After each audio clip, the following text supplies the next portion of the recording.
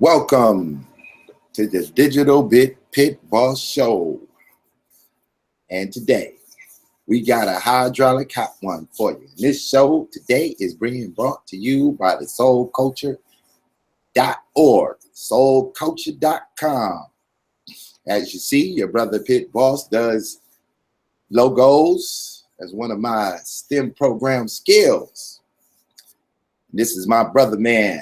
This is his logo. And this show is being supported by this company. And so the support goes back to you. So I'd like y'all to visit his website.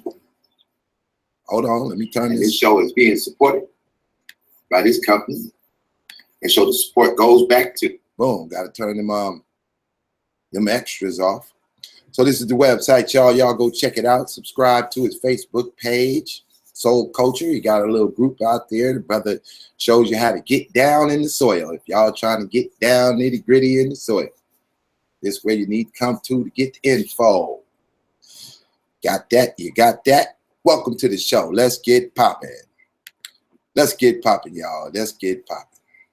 I'm your boy, the Digital Pit Boss, baby. And you know, we got to go in, right?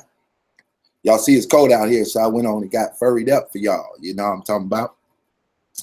And we're going to get it in. We're going to get it in, boy. We got a hot one today. Y'all going to like this. Maybe you're not going to like this. It depends on you if you're a W.E.B Du Bois fan or not. Maybe today you won't be so much. A lot of people tell me, y'all going in on them civil rights leaders. Y'all going in on the goddamn NAACP. You know, all groups are not all bad. But everybody got a little bad in them. It's like a disease that controls their character. Yeah, the niggas of America. Makes them think that they better than you. So here's what we got to do. We got to break it down. We got to show the facts.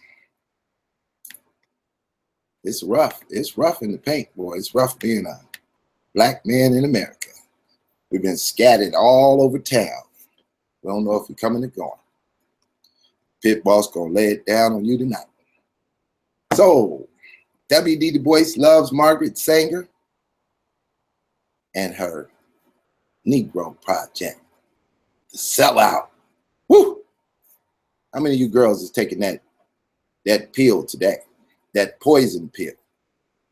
You swallow that pill and it kill your ill. Yeah, it's chilly willy.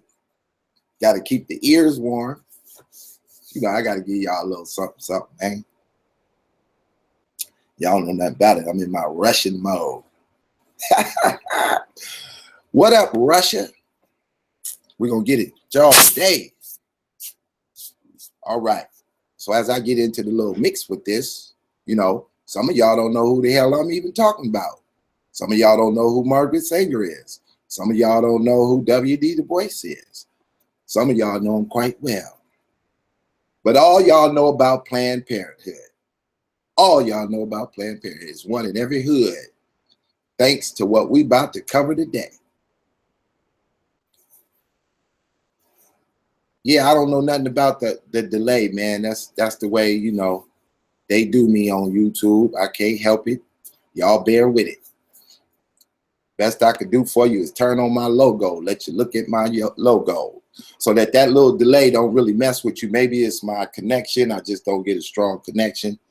And so whatever it might be, hey, you know, it ain't my fault. I'm just going live, and it's the technology of the day.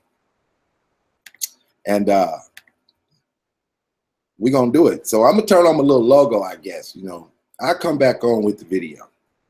But I got some good stuff for you. So I'm going to start this off with a little audio by Margaret Sanger herself. Now, she's a little later in life in this particular piece, and she's in an interview, right? And, you know, I'm going to let it play so y'all can kind of catch the narrative of who she is and what she thinks. And she's going to tell you about why she feels eugenics is an important aspect for people of the day, why the necessity to bring it into existence, right? To manifest thought. We gonna get it. So y'all enjoy the Pit Boss logo. Welcome to the digital Pit Boss, baby. We gonna get into it.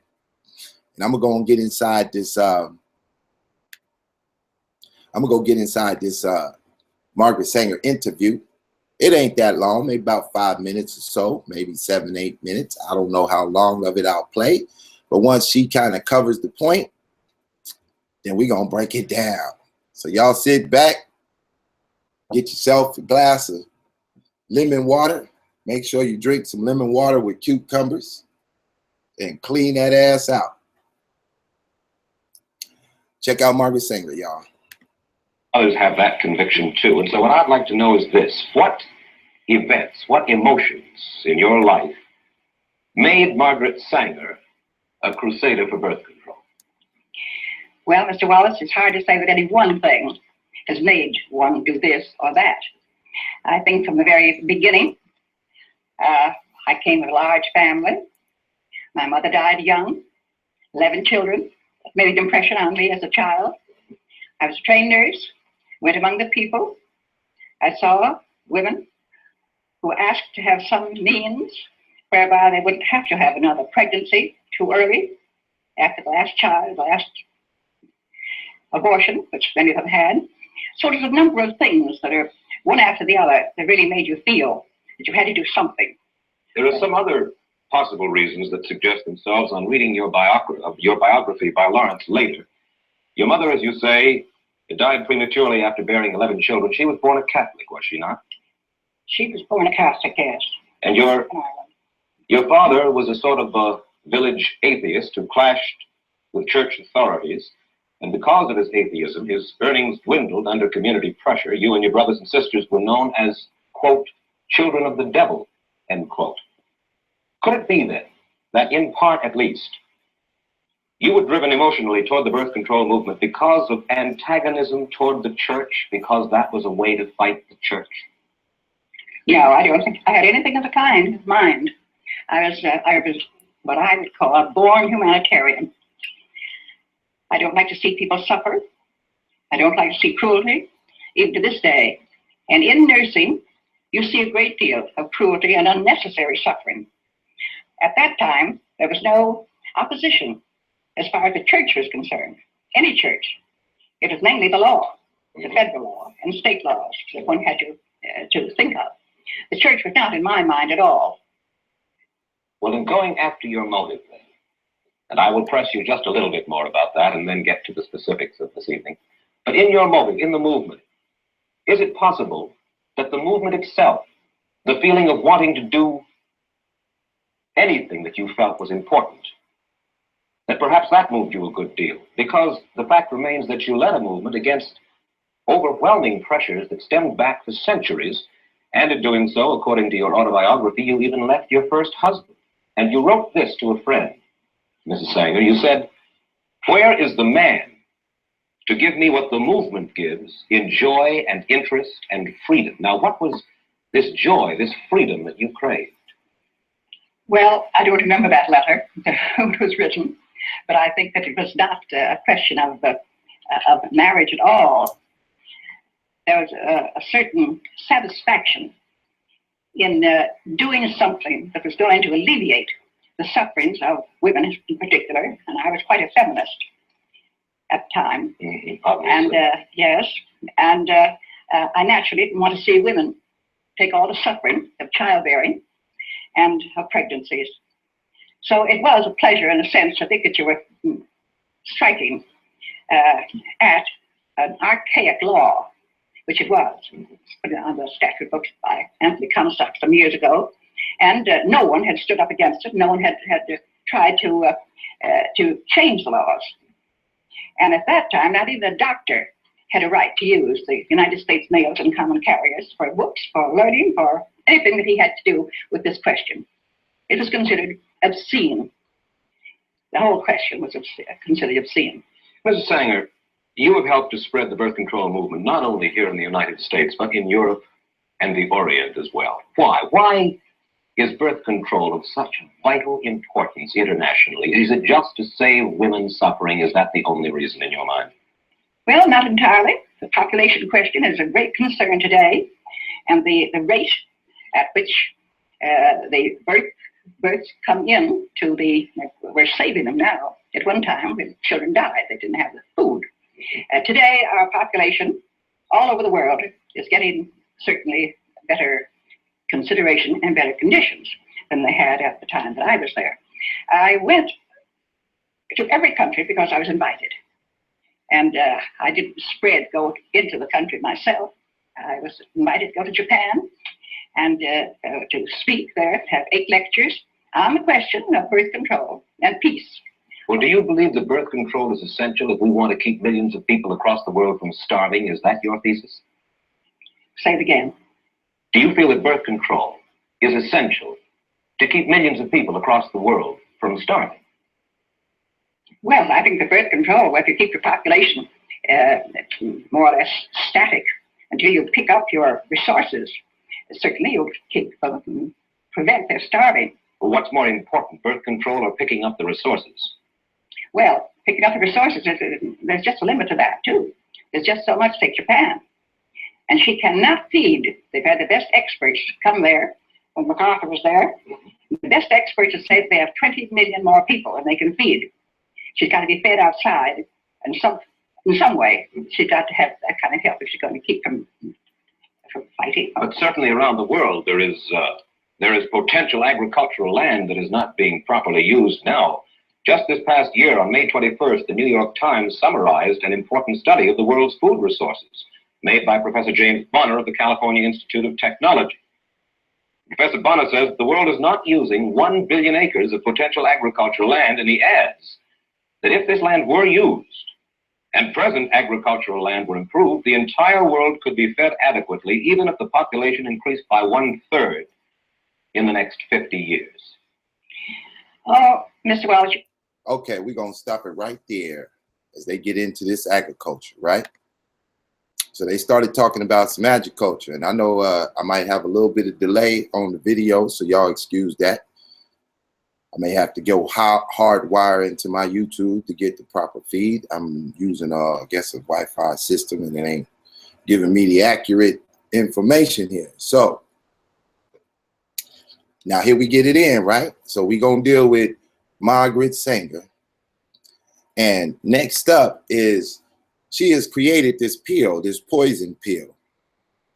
She got a crazy story, a crazy life. This woman was married to Satanists. She was operating a Satanist program. She comes out of the Aleister Crowley paradigm. She comes out of the Alice Bailey paradigm. She is not down with that Bible. Do you know anybody else who ain't down with that Bible? Because this is the perfect person for them. They should go join up with the Margaret Sanger unity. Because this woman was a professed Satanist, and she had a plan to get rid of your ass. Because you ain't worthy of a damn thing in her mind. And in particular, she want to get at black folks. But you know, you can't just walk up into the black neighborhood and just get to talking. We ain't listening. You're going to have to find somebody we respect, or kind of respect, or at least somebody that we know. So when you're trying to talk to black folks, you might want to go talk to one of our talented 10th members, because they got an ideology that their concepts should teach the majority of us. Who better than to do that? The W.E.B. Du Bois. So let's get into some W.E.B. Du Bois. Find out what in the hell was he doing dealing with this woman. Now, I got a letter right here, but we ain't going to jump to that first, because that's just going way too hard in the paint. Y'all not ready to go hard in the paint. So I like to start things off with a simple narrative, you know, show y'all this stuff. People be jumping on my YouTube page acting like I'm going in on somebody. I'm not going in on nobody. I'm the dude giving you the history that you can't get in the conscious community, because they got a narrative to attack the Bible, and they ain't got no narrative to attack what the hell these white folks is doing. They want to talk about the Hebrews. They want to talk about the Moors. They want to talk about all type of shit when we out here rocking with this Bible. and they linked up with these Satanists. So let's see what the good old Satanist is up to. Y'all ready for this? So here you got, a little newsletter. Don't get mad at me because I didn't write none of this shit. I'm just bringing you the news, the good news. So it says the Negro Project, instigated in 1939 by Margaret Sanger, was one of the first major undertakings of the New Birth Control Federation of America, the BCFA. The product of the merger between the American Birth Control League and Sanger's Birth Control Clinic Research Bureau, and one of the more controversial campaigns of the birth control movement. Boy, y'all gonna get it. Developed by white birth control reformers who consulted with African Americans for help in promoting the project only well after its inception. The Negro Project and associated campaigns were, nevertheless, widely supported by such Black leaders as Mary McLeod Bethune. Y'all know who that is. W.E.B. Du Bois. Y'all know who that is. Reverend Adam Clayton Powell Jr. And y'all know who that is.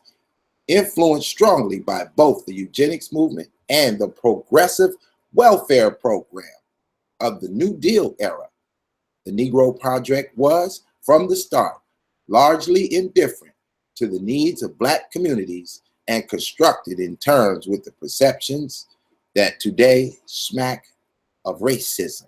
Oh yeah, oh yeah. All you W.D. Du Bois Negroes talking about he was Pan-African, kiss my, you know where to go. You can't switch up on me. I mean, you do some shit like this, I wouldn't give a damn. You was never invited to the party. Not after blows like this. And this is like down the road. We in 1939. This boy got started way back in the days. W.D. Du Bois attended the first Pan-African Conference. Because, he want to know what the hell Black folks is thinking about. So he going to be at every meeting, guaranteed. Now, we ain't on none of that out-of-body jump, metaphysical mindset that shit they pushing today. We ain't focused on no goddamn Mechu right now.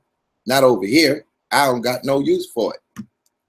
Break the whole goddamn Mechu down and you ain't gonna never find out about Margaret Sanger.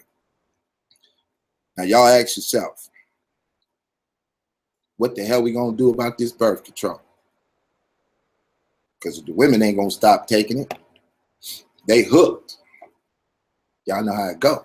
So let's get into the next phase of this program. Now, how many of y'all know that Pit Boss know where to go find this type of shit at? How you think I know where to find about all this? This is the actual letter. A photocopy of the printed words.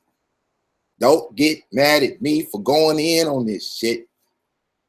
I'm just reporting the news, y'all. I'm the Black News 01. News starts with me if you want to get the truth.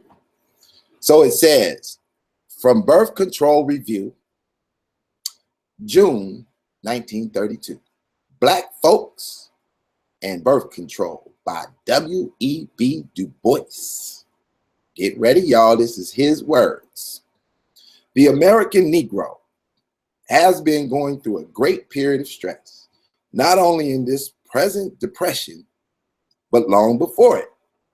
His income is reduced by ignorance and prejudice, and from former traditions of early marriage and large families has put grave strain on the budget on which he is seeking, not merely to maintain, but to improve his standard of living as a slave. As slaves, and W.D. Du Bois was never a slave, so he damn sure ain't talking about himself. But as slaves, every incentive was furnished to raise the largest number of children possible. The chief surplus crop of Virginia and other border states consists of natural increase of slaves, and it was realized in the consequent slave trade to feed the plantations of the lower South and Southwest. Frederick Bancroft has recently shown us that this trade in the decade of 1950 through 60, involving average annual sales, is nearly 80,000 human beings, representing 100,000 of capital. Even then, birth control was secretly exercised by the more intelligent slaves. As we know from many reminiscences. Sorry for that. Some of this I can't see too clear. But after emancipation, there arose the inevitable clash of ideas between Negroes who were striving to improve their economic position and those who were religious faith made the limitation of children a sin. The result among the more intelligent class was the postponement of marriage, which greatly decreased the number of children. Today, among this class of Negroes, few men marry before 30, and numbers of them after 40. The marriage of women of this class has similarly been postponed. In addition to this, the low-income Negro make bachelorhood and spawn sisterhood widespread, with the natural result lowering, in some cases, a sex standard. And on the other hand, a mass of ignorant Negroes still breed carelessly. Boy, he is going on you baby daddies and you baby mamas, and disastrously, so that the increase among Negroes, even more than the increase among whites, is from the start part of the populace least intelligent and fit, and least able to rear their children properly. There comes, therefore, the indifference and insistent problem of spreading among Negroes an intelligent and clearly recognized concept of proper birth control, so that the young people can marry and have compassionate and natural health. Natural health on a poison pill? All right, Mr. PhD, I understand. And yet, not to have children until they are able to take care of them. This, of course, requires the first place the revision of the general laws. And in the second place, it calls for more liberal attitude among the Negro churches. Now we got a Satanist trying to tell the churches what to do. It's all good. The churches are open for more parts of intelligent propaganda of any sort. And the American Birth Control League and other agencies ought to get their speakers before church congregations and their argument to the Negro newspaper. Now that's Margaret Sanger, the American Birth Control League, and W.E.B. Du Bois want to get her in front of the Negroes so they could propagate this Planned Parenthood that they gonna shift on your ass when them 70s kick in. And in them 80s, when they get ready to drop the poison bomb on your goddamn community and hit your ass with the goddamn Ebola, AIDS, crack cocaine, the pill, anything to destroy you ungrateful ass Negroes living in America. And y'all just gonna take it in like, ooh, I take it, take that, take that. Man, y'all put this man at the top of y'all list. You got Dr. Esau running around talking about W.E.B. Du Bois is a Pan-African. He loved black folk. What the hell? What is you talking about? You know, they mad for pit boss just to bring this shit out, right? So, as it is, the mass Negro knows almost nothing about birth control movement. He kind of makes a mistake, so he kind of types over it. It says, and even intelligent colored people have a good. And then he wants to drop this statement in. Many misapprehensions and a good deal of fear at openly learning about it. Like most people with middle class standards and morality, they think that birth control is inherently immoral. You goddamn right. W.E.B. Du Bois, it's 2016 and we don't want that goddamn pill. We over here trying to shut that shit down, and your punk ass 1930 is walking this shit into the community. Now you got Dr. Eastside, a bunch of niggas over there on the other platforms pushing your ass as the Black Power generation. Boy, I got a list for y'all, man. Sellout suckers that we had to take it. All this bullshit. Now you got us fighting over this shit. Let's keep it rocking, boy. Moreover, they are quite led away by the fallacies of numbers. They want the black race to survive. He said that these white folks want the black race to survive. Who is this dude that y'all love so much? I don't know, but let's keep going. They are cheered by a census return in increasing numbers and a high rate of increase. They must learn that among the human race and groups and among the vegetables, quality is not mere quantity, really counts. All right, what's going on? Is that the end of it? I guess I ain't got the whole letter. Maybe that's the whole letter. Let me see. Yep, that's the letter, man. That's the letter of the law. That's the letter of the law. Now, W.E.B. Du Bois, right? This Planned Parenthood. So here's the play. They set up a Planned Parenthood out there in Harlem. That's the first one coming into the black neighborhood. Now, W.E.B. Du Bois is a part of the NAACP. So obviously he gonna get that whole coalition to get behind him. Now, I did a show just the other day about the Niagara movement was the precursor to the NAACP. But they started all the way back in 1905 fighting against Booker T. Washington. Now, we fast forward damn near 30-something years, and he's still at it. Marcus Garvey is already the hell up out of here. They done got his ass gone. Get gone.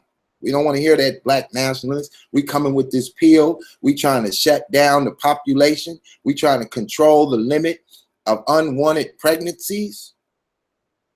Because, you know, when black folks have all these damn children and they ain't got no money, they can't take care of these little things.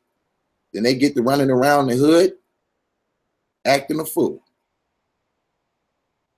Now, would it be difficult for us to take care of our children if white supremacy wasn't cock blocking us from building our own Black Wall Street? Can't you leave us the hell alone? Don't you see that we got the comprehension to build our own? They gonna shut down Black Wall Street and bring us the pill so that we won't have all these children that we can't afford. The list go on and on. I appreciate y'all joining the group. I see G Conscious in the room. Good looking out, homeboy. Y'all go over there and subscribe. I see my man Joseph Coleman. Appreciate you. Ricky King, MJ Black. Thank y'all for supporting the channel. I'm just going in. This ain't too much of a subject that y'all can debate me on. I mean, y'all can try, you know, you can be like, well, shit, Pit Boss, your ass hating, you know, you want to come in and support W.E.B. Du Bois. I'll drop you the link. I'd like to hear you to, you know, explain to me why I'm tripping, why this ain't the way we should be rolling. You feel me? Anybody, you know, want to get in on this? I don't want the ones that agree with me, though. That's the easy conversation. I need the ones who oppose these views I'm sharing. Because I'm about to drop to y'all this fraternal order of Pan-Africanism. Not that Kemetic Pan-Africanism that you're getting where they ain't going to tell you about this because they got an agenda to shut that Bible down. So, you know, W.E.B. Du Bois is one of their main hitmen coming in with the game. Y'all mad at me because I got to bring it to you hardcore. Man, it's a rough game out there. Y'all go ahead and share this link, man, in one of them Facebook groups so we can get some of these Kemetic Pan-Africans over here to break this down to us while they stay promoting this cat. You know, because I'm confused, I guess. I guess my research and breakdown hitting y'all with this shit y'all don't hear ain't good enough for you. You know? So let's go see what's happening. I got some more shit. I got some more shit for you. Let me share my screen real quick so y'all can read along with me. Y'all might think I'm lying. I'm making this shit up and I'm hating on people. All right, so we got Black genocide.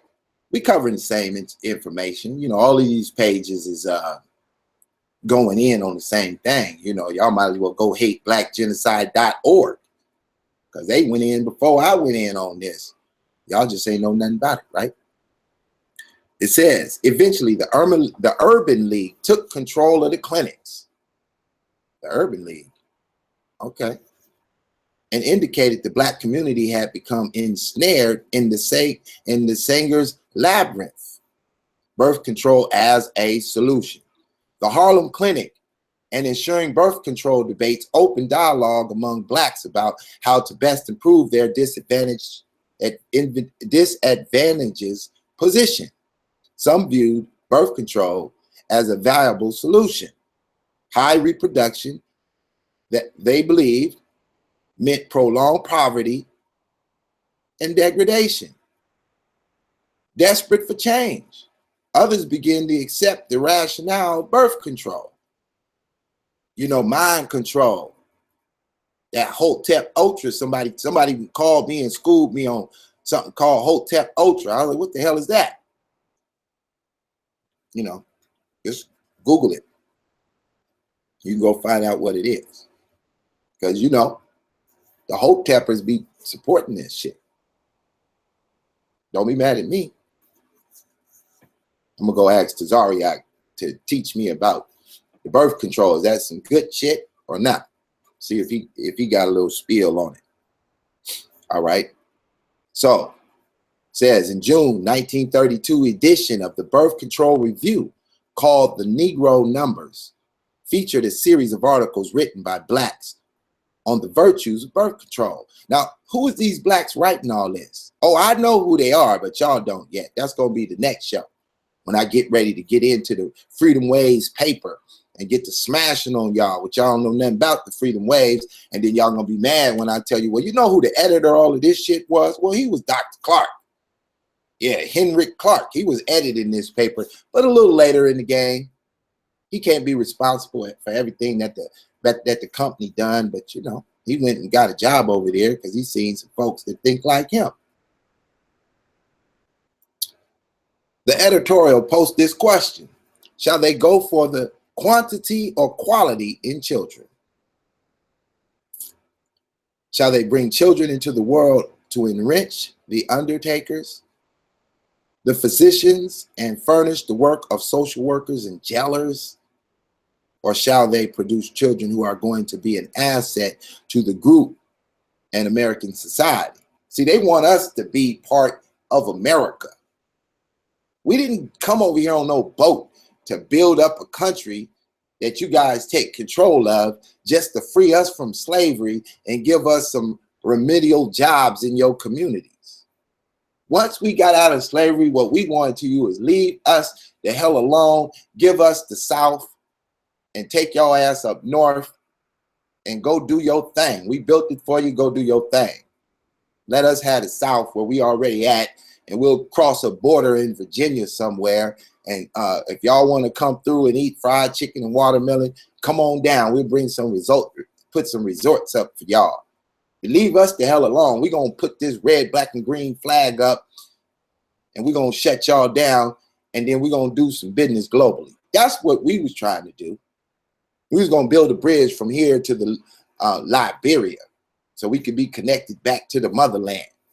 We was going to have a super highway across the Atlantic Ocean where we could do some trade with the rest of the world. And we was going to get the developing shit. And we was going to let y'all build all the Planned Parenthoods and all that shit y'all wanted to do. We was going to let you take the whole state of New Jersey and call it Ku Klux Klan land. And y'all could just love that shit. We'll just kick it right down in here in the South. Because Booker T told y'all, don't leave the South. You don't know nothing about them Northerners up there. Then you had W.E.B. Du Bois stand his ass up. Don't listen to this coon ass nigga. This nigga don't know what he talking about. That's what he told you. Don't listen to Booker T. Booker T said, look, nigga, the resources is in the earth. The wealth is in the ground.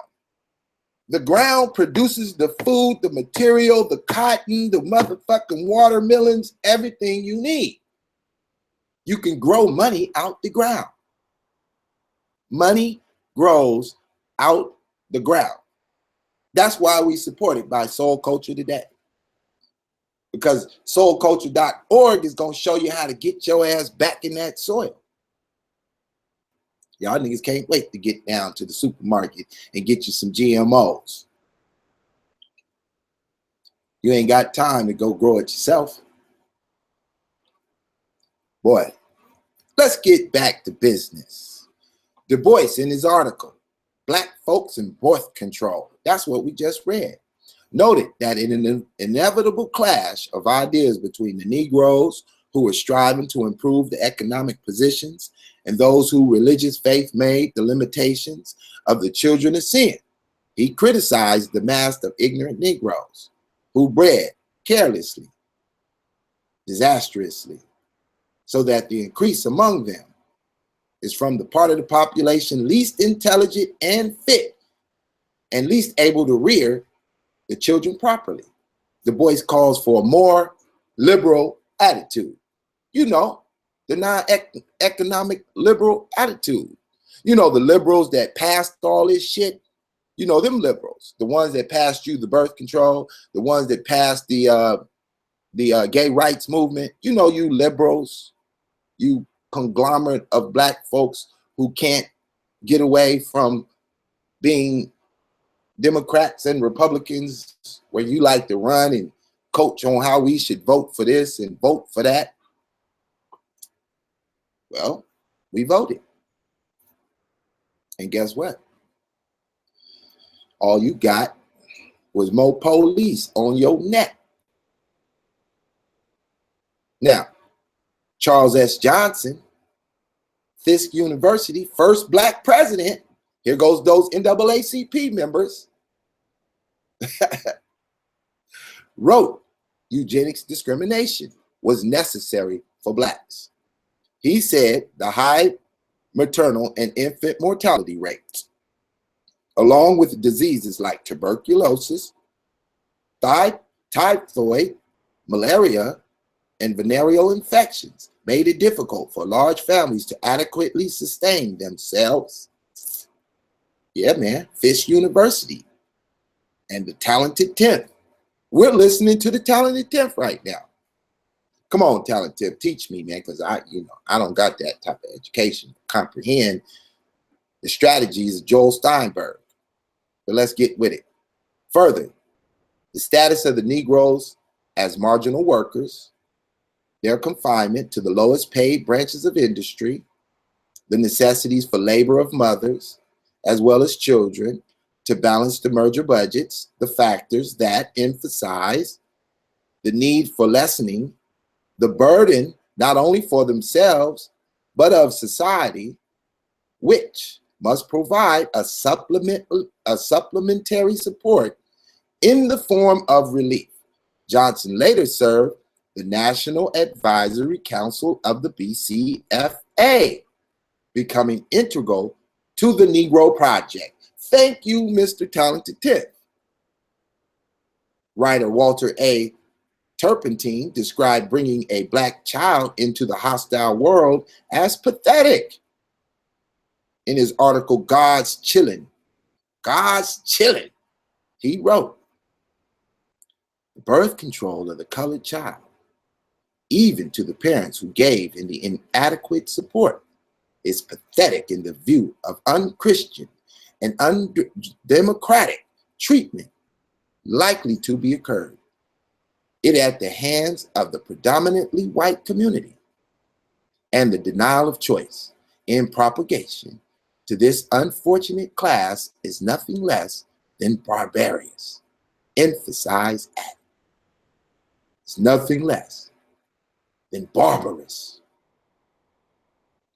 Teppertini considered birth control for blacks as the more human provision and more eugenics than among whites. He felt birth control information should have been dismantled among blacks rather than whites. Upper crust. He failed to look at the problematic attitude and behaviors of society and how they suppress blacks. He offered no solution to the injustice of the veiled racism that blacks endured. We're getting a little fight back. Sadly, Du Bois' words of black churches being open to intelligent propaganda proved pathetic. Black pastors invited Sanger to speak to their congregations. See what I'm saying? Y'all say that the Bible put us in slavery. Looks to me that the goddamn the real black atheists are at work in full effect. Don't thank the Bible for no damn Planned Parenthood. You can thank the real black atheists of 1939.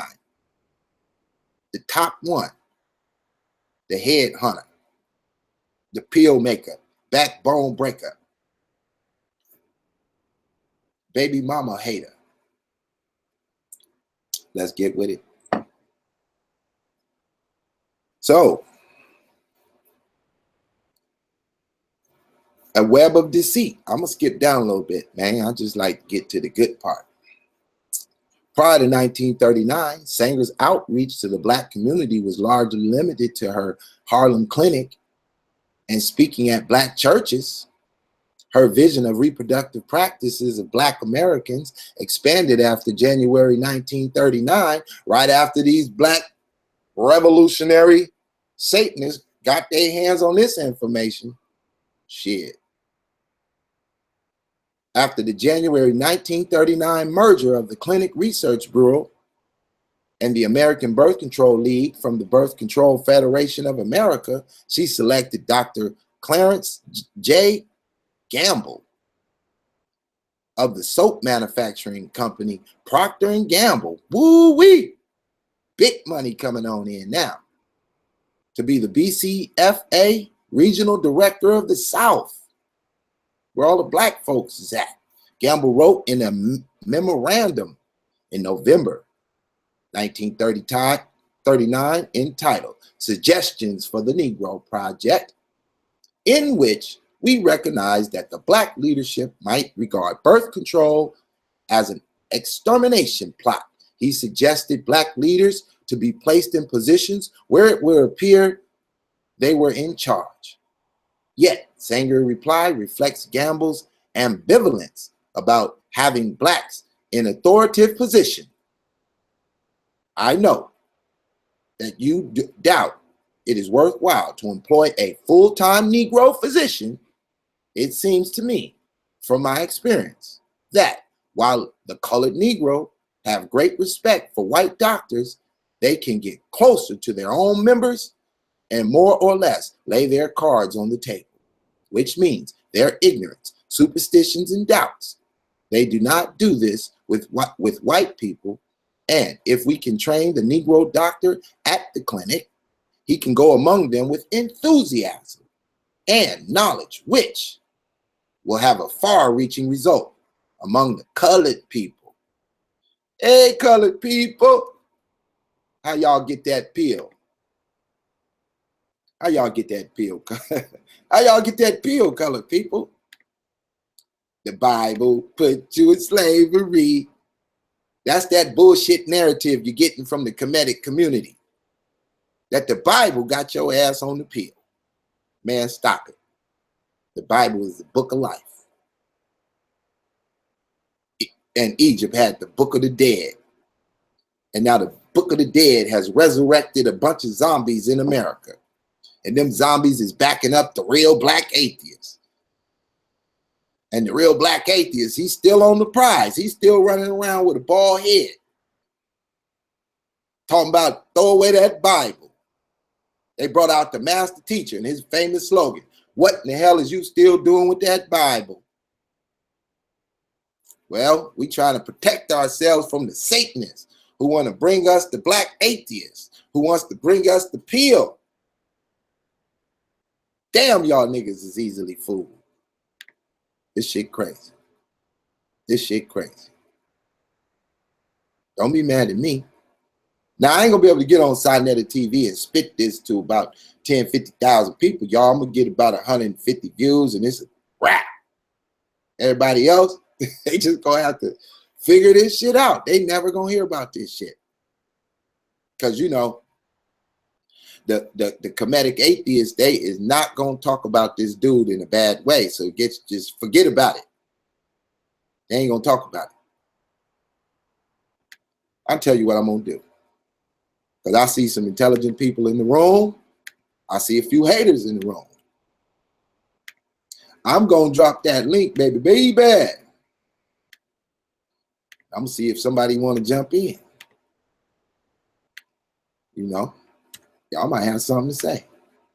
Maybe one of the comedic community members might walk on in here and explain to me how the Bible put us in slavery. How the Bible put the Planned Parenthood in the neighborhood. Can one of you comedic community members come on in here and explain to me what I don't understand? Because, you know, if I'm wrong, I'm going to switch up. I'm going to go get me an ump. You know what I'm talking about? And I'm going to rock that shit. I'm going to become an advocate for that enslaving Bible that we got.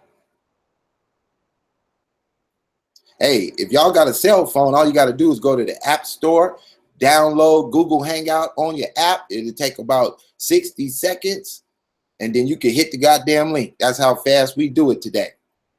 Download, Operation Overload. Throw me on the hook. I'm trying to holler at the digital pit boss. Got a little cucumbers in my water today. You feel to see the cucumbers at the bottom?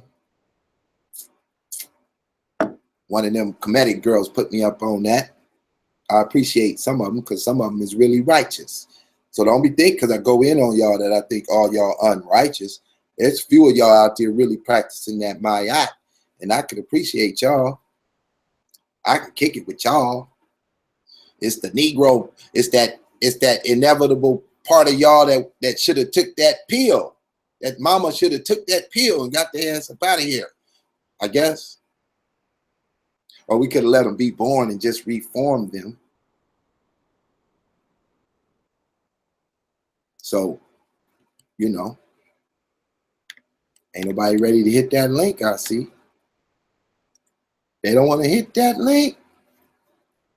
Yeah, man, I mean, you know, it's rough in the paint. It's rough in the paint. So, let's hear a little bit more of this Margaret Sanger, right? Let's get a little bit more Margaret Sanger in the pot. Oh, Mr. Wells, you hear so many fantastic things of what can happen, what may happen. This and that, I've heard it for the last 30 years anyway, to what could be done, but it's never done. And the thing is, what is it now? What have we got today? A very distinguished woman spoke to me about Arizona. And she said, I wish you wouldn't talk about population. She said, all the population of the United States can be put in one state. And I said, what state? She said, Arizona. I said, did you ever hear of caliche? She didn't know that I was talking about a delicatessen or what. I said, well, caliche is harder than any rock. And it is about 3 inches below the ground, where it looks beautiful. It looks as if you could have food. It looks as if you could have corn or wheat or cotton. But as a matter of fact, you have to dynamite caliche out of the ground in order to have a little shrub, have a little grass or a few flowers. So many problems that when it comes to that. And the demographers, I never heard of anyone that would agree with that we could have another in the world. Another third. Well, you say that originally the opposition was in all law, and you have to fight against that. Today, your opposition stems mainly from where? From what source? Well, I think that the opposition is mainly from the hierarchy of the Roman Catholic Church. Of the church. Well, now Hierarchy. of the hierarchy of the church. You feel that the parishioners themselves, the lay people in the church, are not against birth control. I feel they come to all of our clinics just the same as the non-Catholics do. Exactly the same. Well, let's look at the official Catholic position, opposition to birth control. I read now from a church publication called The Question Box. In forbidding birth control, it says the following. It says, the immediate purpose and primary end of marriage is the begetting of children. When the marital relation is so used as to render the fulfillment of its purposes impossible, that is by birth control, it is used unethically and unnaturally. Now, what's wrong with that position? But it's very... Okay, y'all Bible hating ass comedics, y'all gonna have to come over here and support this Margaret Sanger position. Now, we know that the Catholic Church is some bullshit, but even on some bullshit, they not with this bullshit. Here you got the white Catholic Church opposing the white Satanists. The church is opposed to the Parenthood pill. Is that slavery that the Bible put us in that y'all talk about? That might be what you're talking about, right? That the Bible shouldn't be against this pill. Why y'all information line up with Satanists? See, I'd be down with that comedic shit if it didn't line up with the Satanists. But I can't rock with the Satanists because I just chose not to be a Satanist. If I wanted to be a Satanist, boy, I'd be on y'all ass. I go get me a Gothic chick, move to Beverly Hills, live the good life, go on Bill Maher's show, HBO, and get to going in on the Christians. I'll be smashing you Christians. I'll be talking about how you Christians take all the goddamn money with the 501c3, doing niggas dirty. Boy, I'd smash on you Christians. But I just so happen I can't line up with the Satanists. It don't work for the pit boss. Diabolical dialect distinctive of these damn devils. I'm diffusing their con games. They desperate for dollars. The definition of these gold diggers, Daytons and diamonds and dubs. That'll make them love a nigga. I just dick them down with the dagger for disrespecting the dog. The diversity in this, that'll be the rule for them all. We could do it all day. Trying to tell y'all. If y'all get on an attack, if y'all get on an attack on this Bible, y'all got to do more than get in the book and talk about these with some mystical creatures and some bullshit. Y'all got to get up into this American history and y'all got to come out with the facts. I'm tired of y'all talking about who existed and who didn't exist and the white boy gay. I'm tired of that talk. Y'all been doing that talk straight for 3 years straight. Put the Bible aside and get with the historical facts in America where the Bible put the game down to enslave your ass. Give me the individual. Let me hear what the hell he said so I can throw this goddamn Bible away and get with that Dr. Ben, and that Dr. Clark, and that Ashwa Kwesi, and that Phil Valentine, and all that bullshit y'all niggas kicking. Because when I get ready to get in, like Pit Boss just revving up, I covered all this information since I've been in the goddamn conscious community. But because I'm sitting over there on the Israel Doctrine show, y'all don't want to hear what I got to say. Y'all don't mess with Israel Doctrine. Because I can't get on the big platforms and smash without getting attacked by a bunch of goddamn comedics from left and right. Just show me. Go in your Pan-African history, pull up all the Pan-Africans who used that Bible to enslave us. And I'll take that Bible and shoot that shit up. Prove it. Prove it to me. Prove it to me. There go one.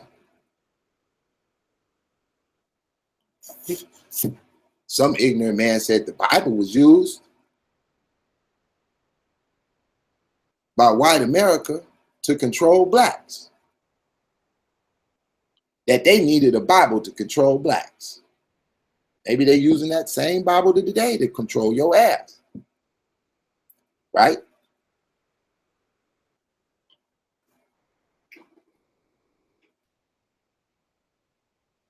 I can't get on Sonetta TV. Every time I call in, I'm a hostile witness. I'm treated as a hostile witness. Because they got a hell of a paradigm.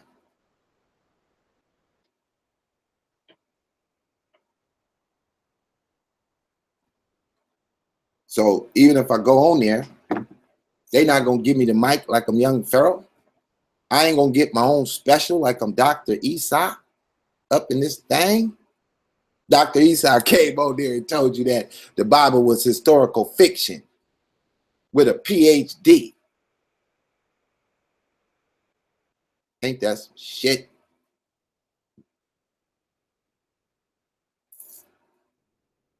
I don't want to go on there.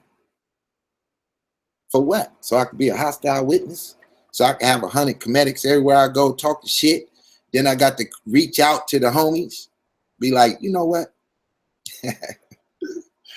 Nah, it's all good. I actually go kick it with comedics, believe it or not. I got some OGs with the comedic shit out here in Atlanta, nigga. Gang of comedics, my homies. They ain't even like the Bible, nigga. I'll be right over there with them, talking shit. They be talking shit. But at the end of the day, we homies. We ain't tripping. We understand. At the end of the day, it's about what can you build. I don't really hate nobody. It's just rough when you got to bring a nigga the truth. And I'm so ready to throw away this Bible. All I need is the evidence of the enslavement. All I get is the rhetoric. The Bible enslaved black folks. Can you please show me the letter? Can you please show me the history of exactly what point slavery was kicked in with the Bible? Other than your rhetoric, can you turn on your YouTube page so I can subscribe and hear you drop the breakdown and show me the websites like I'm doing? I'm showing y'all facts. What they say up there, that facts. I'm showing y'all facts. I ain't cussing nobody out. I'm not chasing nobody down. I'm not looking for nobody. I'm over here dropping facts. If that letter wasn't written by W.E.B, Du Bois, debunk me. If W.E.B Du Bois didn't profess that he was a real black atheist or an atheist, debunk me.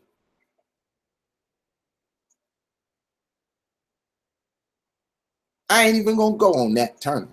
They can go watch the movie.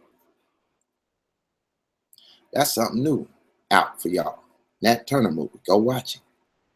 See if the Bible enslaved him. Or did it give him some courage to get that hatchet and go shut that civilized pagan down? See, there's a difference between a white boy with a Bible in his hand who is really the real white atheist operating with a Bible in his hand. Talking about, I'm the master that you're supposed to obey. If you use the Bible to misinterpret the Bible to enslave someone with the narrative, well, that's not the Bible itself enslaving you. That is a Satanist flipping the script on your ass.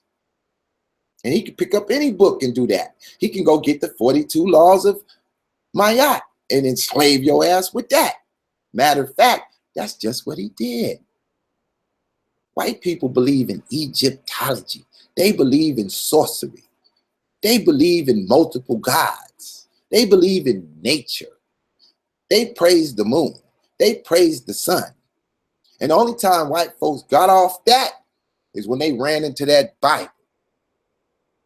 That Bible took the Quakers in America, up north up there, and had the Quakers operate on a humble living. The Quakers isolated themselves. They segregated themselves from society, said we don't want nothing to do with our white brothers on that bullshit, enslaving them black folks. And the Quakers found the abolitionists and assisted the abolitionists at formulating some sort of fight back for these defensive slaves. And they did that based on the Bible. You know, that dude on the Quaker Oats box, that nigga came to help you. That's why your ass like oatmeal.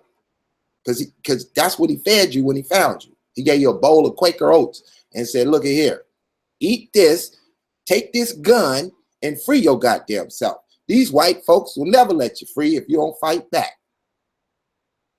He did that with the Bible.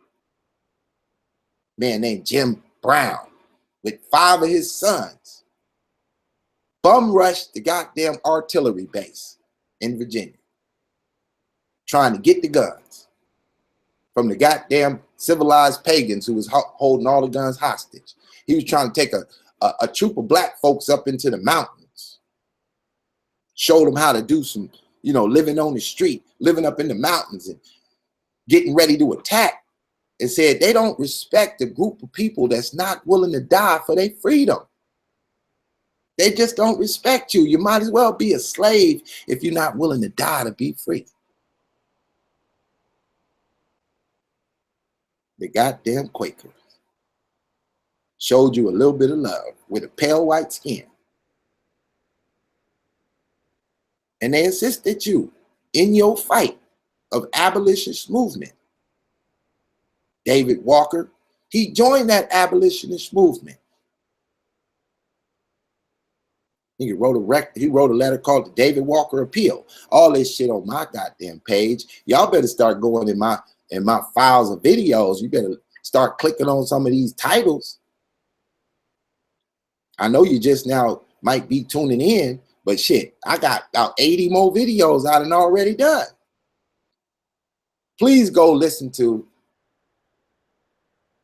my video entitled, let me see what it is. Hold on. Harold Cruz. It's a video I got on my page with a black brother named Harold Cruz speaking in like 1972 at the Symposium. He give you the breakdown of black leadership, the failure of black leadership. What in the hell do you think he talking about? He talking about the same shit Pit Boss talking about, but he did it first. He did it before me. I'm the only one with a video 20 minutes long on this brother. YouTube is name, and all you're going to come up with is Pit Boss channel. I'm the only one put this brother on YouTube. Out of the 10 kabillion videos on YouTube, you can't find a Harold Cruz video. Y'all only want to go watch it. It's just sitting there waiting on you to come understand the game. Baby, baby.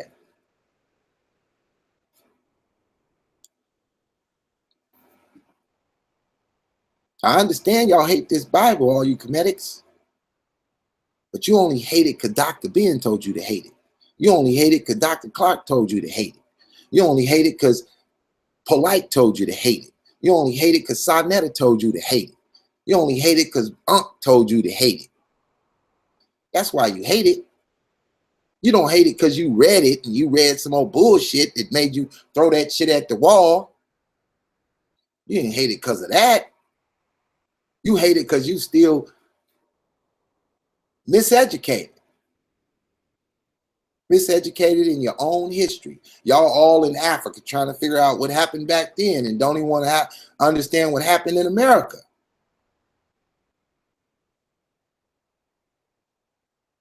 That's how y'all operate.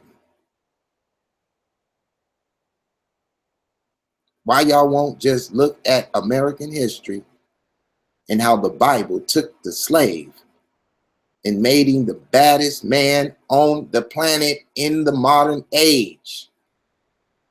Black man still the baddest man in America on the planet. Now, of course, we're inspiring black people and Chinese people and Oriental people and people all around the world getting with the program, looking at us. We're inspiring the world to be better. They taking note and they actually doing it. And we sitting around arguing with each other about the Bible put you in slavery. While they taking that Bible and building a technological country. They building the World Wide Web with the information you told them to go study.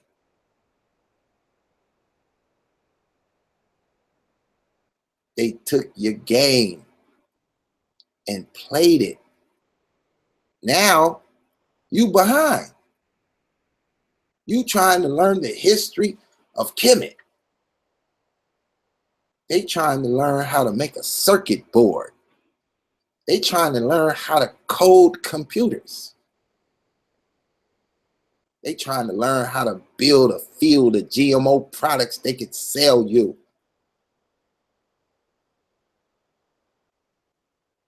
And what you doing? You over here calling up Pit Boss, jumping out the window. You on Pit Boss YouTube channel, talking shit. I like the haters. They just won't come in and talk to me on my shit. Let me put the link out there again. Anybody can hit the link that want to add to the conversation. You can show your face or you can show your logo. You ain't got to be scared.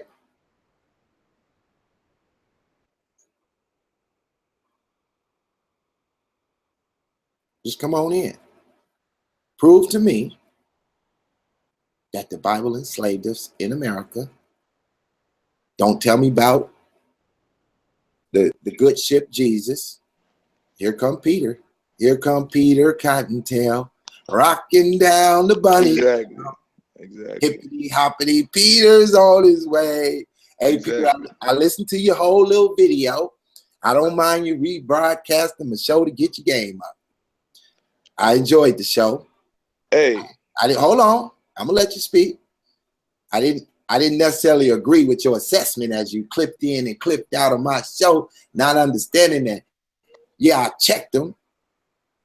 This ain't no nigga shit over here. You see what I'm saying?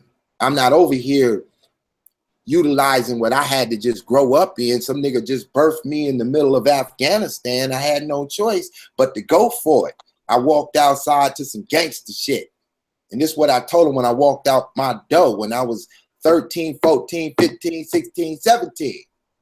I told the niggas in my street, you niggas come on my block with that bullshit, I'm going to come out my house and I'm taking heads off.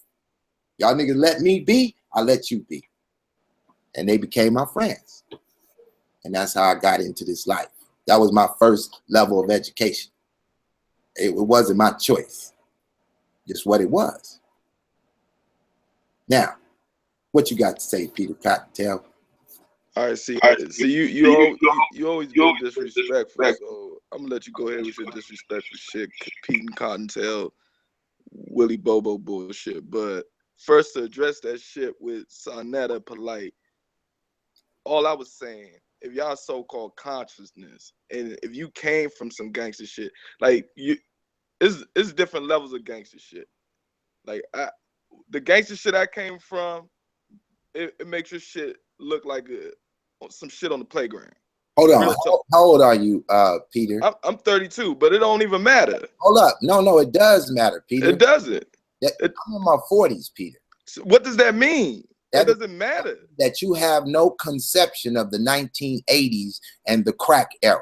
Nah, you have no conception of the 1980s in Nigeria, motherfucker. Don't tell me about that bullshit. Give us your Nigerian breakdown. Give us your Nigerian breakdown. Don't, I'm just saying, I came from the gutter. I came from the real gutter. Third world, like gutter. I ain't come from running water.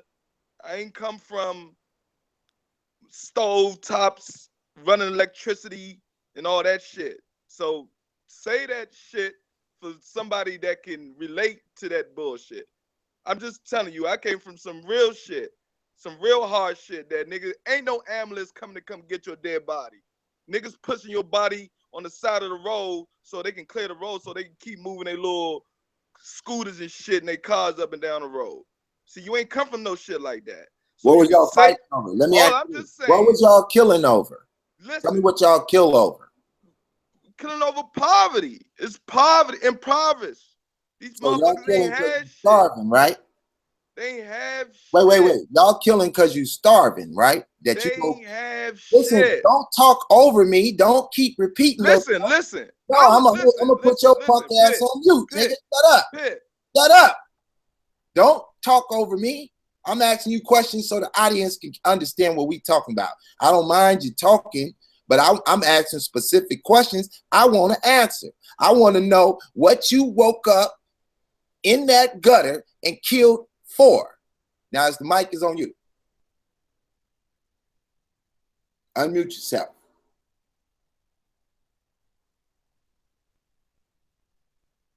You ain't gonna unmute. You don't know how to unmute yourself. Okay. I tell you what, till you figure it out. So Peter Cottontail said that. Exactly. You on your Israel doctrine, son, that a bullshit. Y'all keep trying to run that shit. And that's why motherfuckers gonna ham on y'all. Cause y'all weak as shit. Are you gonna answer the question? Man, miss me with that shit. Don't put no fucking link in the mother. Look, here we go. Don't put no link in the chat room if you ain't ready for. I can take it. Don't put no link in the chat room if you ain't ready for a nigga to talk. Then answer the question. Shit, nigga. That's what's wrong with y'all niggas. Y'all niggas get power. Answer the question. Shit. Miss me with that bullshit.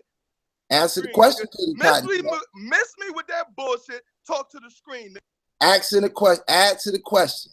There you go. You get your little punk ass back to the DC barrels. Let me explain something to Peter Cottontail so he can understand this. Now, some colonialists in Nigeria come to your country and put the smash down y'all. Put y'all in diverse poverty. You starving. So you wake up and you see death all around you. And to you, it's some real shit. And I agree. That's some real shit.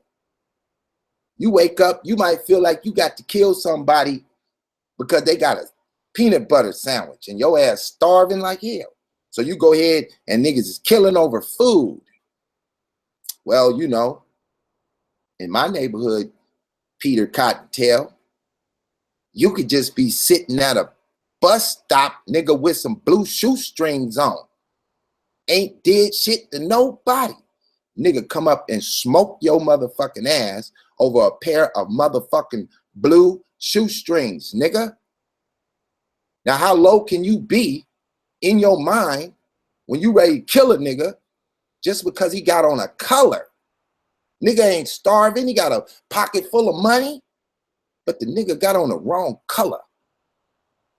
Now, when you think about the patheticness of that, nigga, we killing over a whole different enslavement. Niggas will pop your ass out over what color you got on. Now, when you go back to Africa, nigga, and you tell me you niggas is killing over colors, then nigga, you might understand. Everybody will kill over nigga being hungry, nigga. Anybody will kill over that. Anybody will kill because nigga, they don't like oppression. Anybody will kill because you sock them in the face. But nigga, where I'm from, niggas will kill you over the color. Now, thankfully, they done got over that shit. And they no longer just shooting at niggas because they got on their colors, because the rap game, they cut it wide open and said, now niggas, y'all get off that bullshit. So don't be trying to tell me your little 32-year-old ass nigga, you wasn't even old enough to understand the goddamn catastrophe that happened in this goddamn country in the 80s when they dropped that crack bomb on the goddamn hood. You don't have a goddamn clue what niggas is killing over, what kind of devastation hit the hood, nigga. Got the whole goddamn world gang banging over that stupid shit. Now, I'm not over here supporting no goddamn gang banging, nigga. I don't give a damn about no goddamn gang banging, nigga. I'm over here trying to tell you, nigga, it's just real. Niggas done filled up the goddamn penitentiaries, nigga. There's so many people in prison. There's more people in prison in America, nigga, than in the whole goddamn world. So if you niggas is so goddamn gangster, why y'all niggas ain't in prison? Like we is. Don't come on this shit with Pit Boss, nigga, trying to act like you know some shit. You better be from some shit, nigga. Pit Boss ain't worried about you. Peter Cottontail. Now take your ass and go live stream my shit back on your channel, nigga. I ain't gonna goddamn go get the white man on you. Blow up, nigga. Get you some subscribers. Get your bread up. Get your punk ass out the ghettos of DC, nigga. Get you some money. Open you up a business. Level up past YouTube, nigga, where you ain't a YouTube subscriber no more. Go do something with your goddamn life.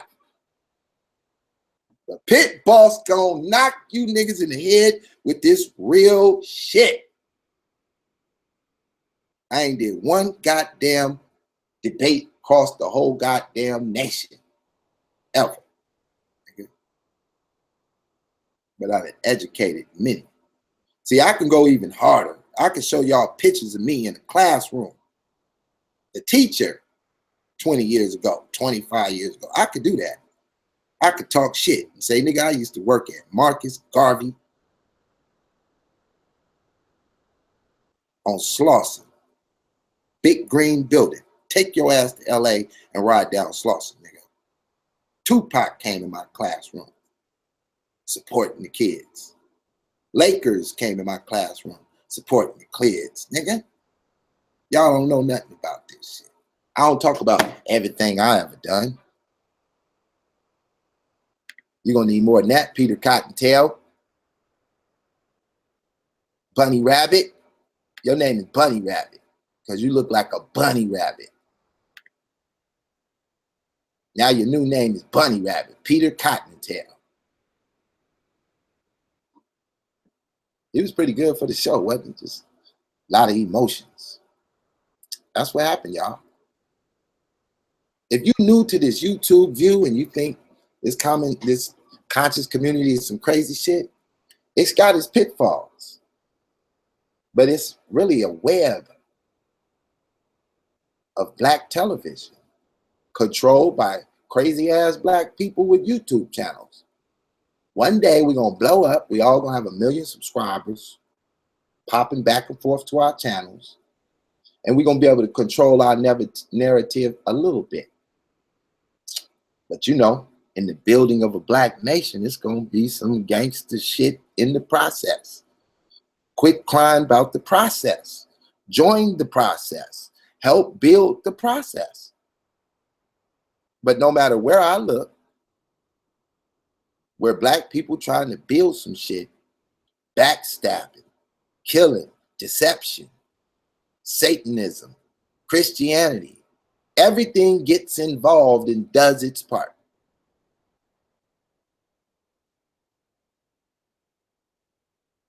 That's just how it goes. There is no future without the pain and the struggle of building the future the way you would like it to be. If it was going to come without pain, we'd have been there. So, Peter came over to my channel. Hop skipped off Israel Doctrine channel and came over to my channel and tuned in, thinking that he was going to be, you know, able to shut Pit Boss down. First time I see Peter Cottontail, he want to debate the Bible. Peter, I don't want to debate the Bible. I'm not here to debate the Bible. I can. I got my view. That ain't what my channel about. Not on here teaching Bible. Go over to Israel Doctrine. Go over to William Bell. Go over to ISUPK. They all teach the Bible. When I feel like teaching the Bible, you'll find me over there with William Bell. That's the perspective I take. Go look him up. All Things Fulfilled, William Bell. He breaks it down quite well. He's much nicer than me, too, with his delivery. But if you come over here to Pit Boss, you're about to get Pit Boss. nation building, STEM program, Pan-African history, insightfulness, introductory new topics, difficult to talk about, into the conscious community, into the other communities. You're about to get some gangster shit. You're about to get some rap shit. You're about to learn all kind of shit. You're gonna learn what I feel is not being talked about. Whatever it is. That's what you're gonna get. But what you're not gonna get is a flip-flop. You ain't gonna get no broke ass nigga talking about he ain't got no job. I gave you your chance to debate me, Peter Cottontail. I let you get your game off. You got clown. Now here come this dumbass Inyame. This dumbass nigga. This socialist Pan-African fucking fool. I done already dealt with you too. You lost your mind one day. Damn near got the goddamn royal treatment. Thinking it's a game. Because y'all can't handle the conversation. You want to make threats because you can't beat a nigga with words. If you can beat a nigga with words, bring it on. I don't have a problem. Don't come on here threatening pit boss and use a punk ass nigga. At least if you threaten me, let me look at you and be like, oh, this nigga look real as a motherfucker. Let me go and calm my black ass down. This is what he got to talk about, because pit boss trying to run with real.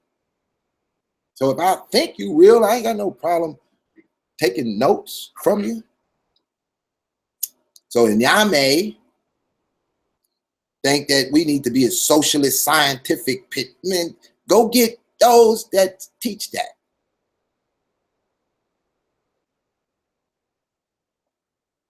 These niggas' channels ain't thunking. They can't get on Sinetta TV. If you had the proper flow, Sinetta will put you on. If you was opposite pit boss, you could get your own hour on Sinetta TV. 20,000 people listen to what you got to say. What's up, DJ Black? I see you in there. Now, look, if y'all got anything y'all want Pit Boss to promote, whatever, get to my email, 99lightyears@gmail.com. Let me know what you're doing. If I could help promote it, push it into the limelight, that's that building. That's that cooperative economics. I do not care what your paradigm of God is. Up your game and get out this poverty. My God will allow me to deal with you and help you and be an example to you of what my God is. I'm not going to bring it to you like you want it. I'm going to bring it to you like you need it. So, y'all like what I'm doing, support my platform. I'm going to print a t-shirt up. All the people who are my fans, I nickname y'all my calculated risk takers. So I'm going to print up a t-shirt for you. Digital Pit Boss, calculated risk takers. So if you're following Pit Boss, you a calculated risk taker. 99lightyears@gmail.com. If you a calculated risk taker, hit 1. Calculated risk taker, what is that, Pit Boss? Calculated risk taker is a person who looks at all the facts, examines the facts, understand that everything in life is a risk. But he ain't gonna just close his eyes and jump out the goddamn window. He gonna concentrate. He gonna understand that he gotta make his moves correctly. He knowing that no matter what he do, he taking a chance. It's always an opportunity to lose. But the bigger the risk, the bigger the reward. The bigger the risk, the bigger the reward. The smaller the risk, the smaller the reward. If you know a little, do a little. If you know a lot, do a lot. And you become a calculated risk taker. When you're taking a risk, you better know to think what your opponent is thinking, to think what your opponent thinks you're thinking, and to think what your opponent thinks you think that they're thinking. And with that, you master the game. You one step ahead of your opponent, son. You one step ahead of your opponent, man. They can't touch you. Every time they go left, you go right. You hit them low, I hit them high. We'll double team them. Calculated risk takers. If you're rolling with the pit boss, you a calculated risk taker. We ain't moving without thinking. Think first, then move. Don't move until you see it. Don't move until you see it. Everybody that's hating on me, welcome to the show. Welcome to the show. Hi, haters. Hi, haters. Hi, haters. I got love for you too. It's just tough love. It's just tough love. That's all it is.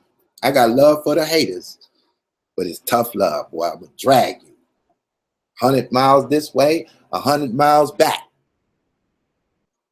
till you convert from being a hater. Make your hater your motivator. If you can't get motivation out yourself, just listen to your hater. He'll motivate you. Motivate you to prove him wrong. Somebody asked me, what you gonna do with Sarnetta and Polite? Nigga, I'm gonna show him some love. I'm gonna build a better brand. I'm just redoing what I already done, y'all.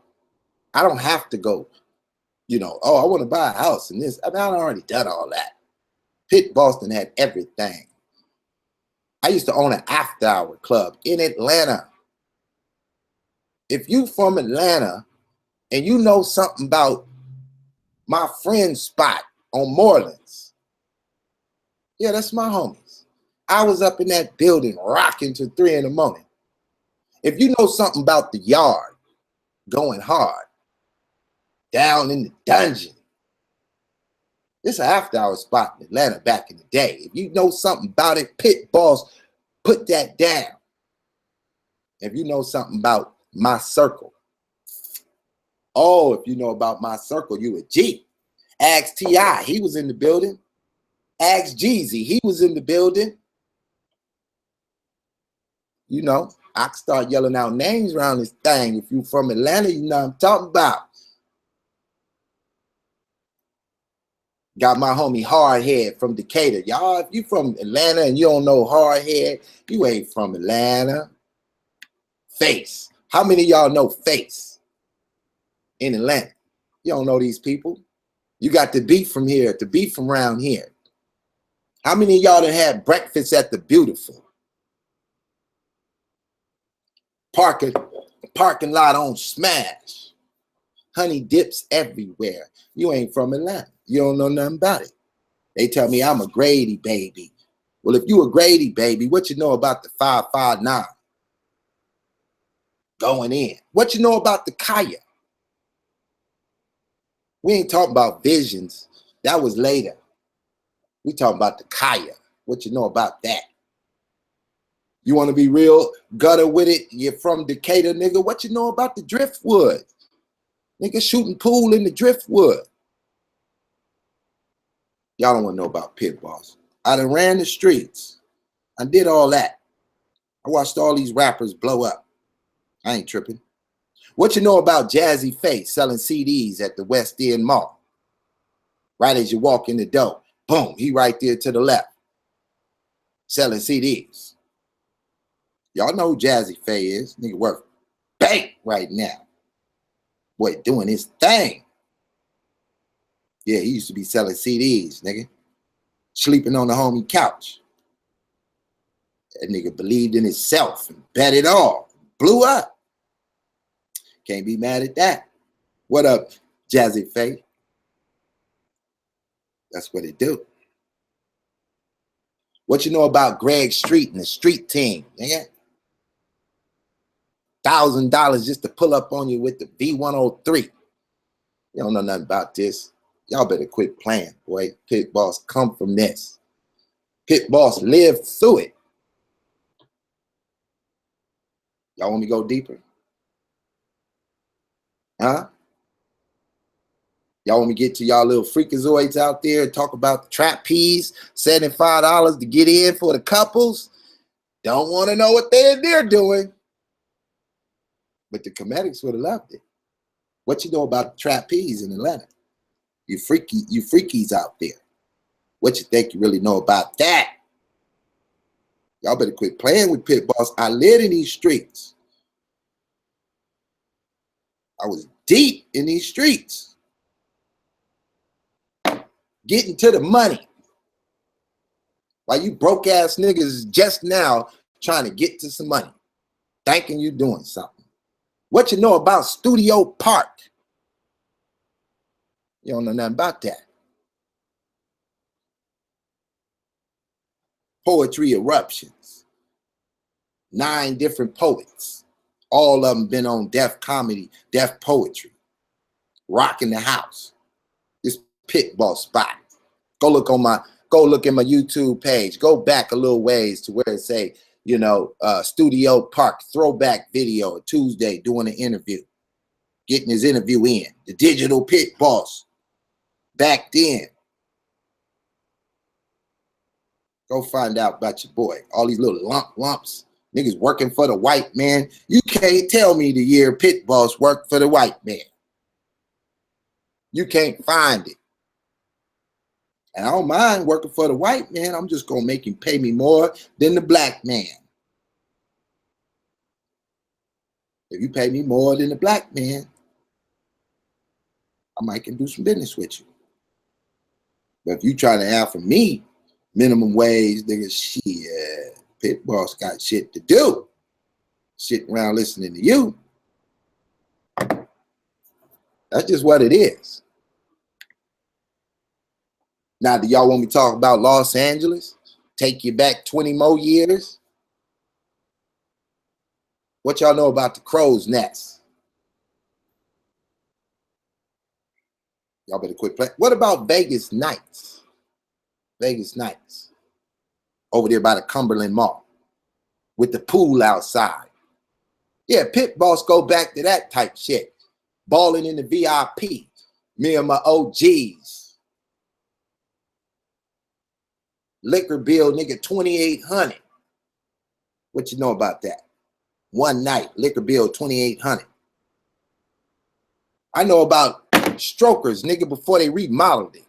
When the bar was in the center, nigga, all wood grain everywhere. Thicker than a hell, nigga. What you talking about? You don't know nothing about this shit. You don't know nothing about Pit Boss Entertainment. Been around. Been on the block. I'm just talking about Atlanta. I can go to other cities, nigga, and do the same conversation. I can talk about Huntsville, Alabama, Birmingham, Alabama, Cashville, Tennessee. Yeah, I know all about that. Yeah, I was in Cashville, Tennessee when Young Buck was 14, nigga, shooting dice in the goddamn projects. I know all about it. I was there. Kicking it, getting to this money while y'all niggas playing, trying to figure out how you gonna learn how to be awoken to some paganism. Niggas is being awakened to paganism. Y'all try to get awoken to paganism. You're running from Christianity to be awoken to paganism in the form of blackface comedic. It's all good. I ain't mad at you. But just stop getting on Pit Boss page, acting like you own something, like you know something, like you got a pocket full of money. I don't care. My homies is millionaires, and I ain't caring about what they doing. I ain't giving them too much of nothing but this real shit. I got to turn up. Because y'all ain't pushing my page. I don't get 10,000 views.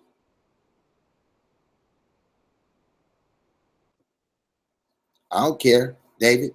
Let the energy do what it do, because I don't control the energy. I throw the link out there, let the haters hate.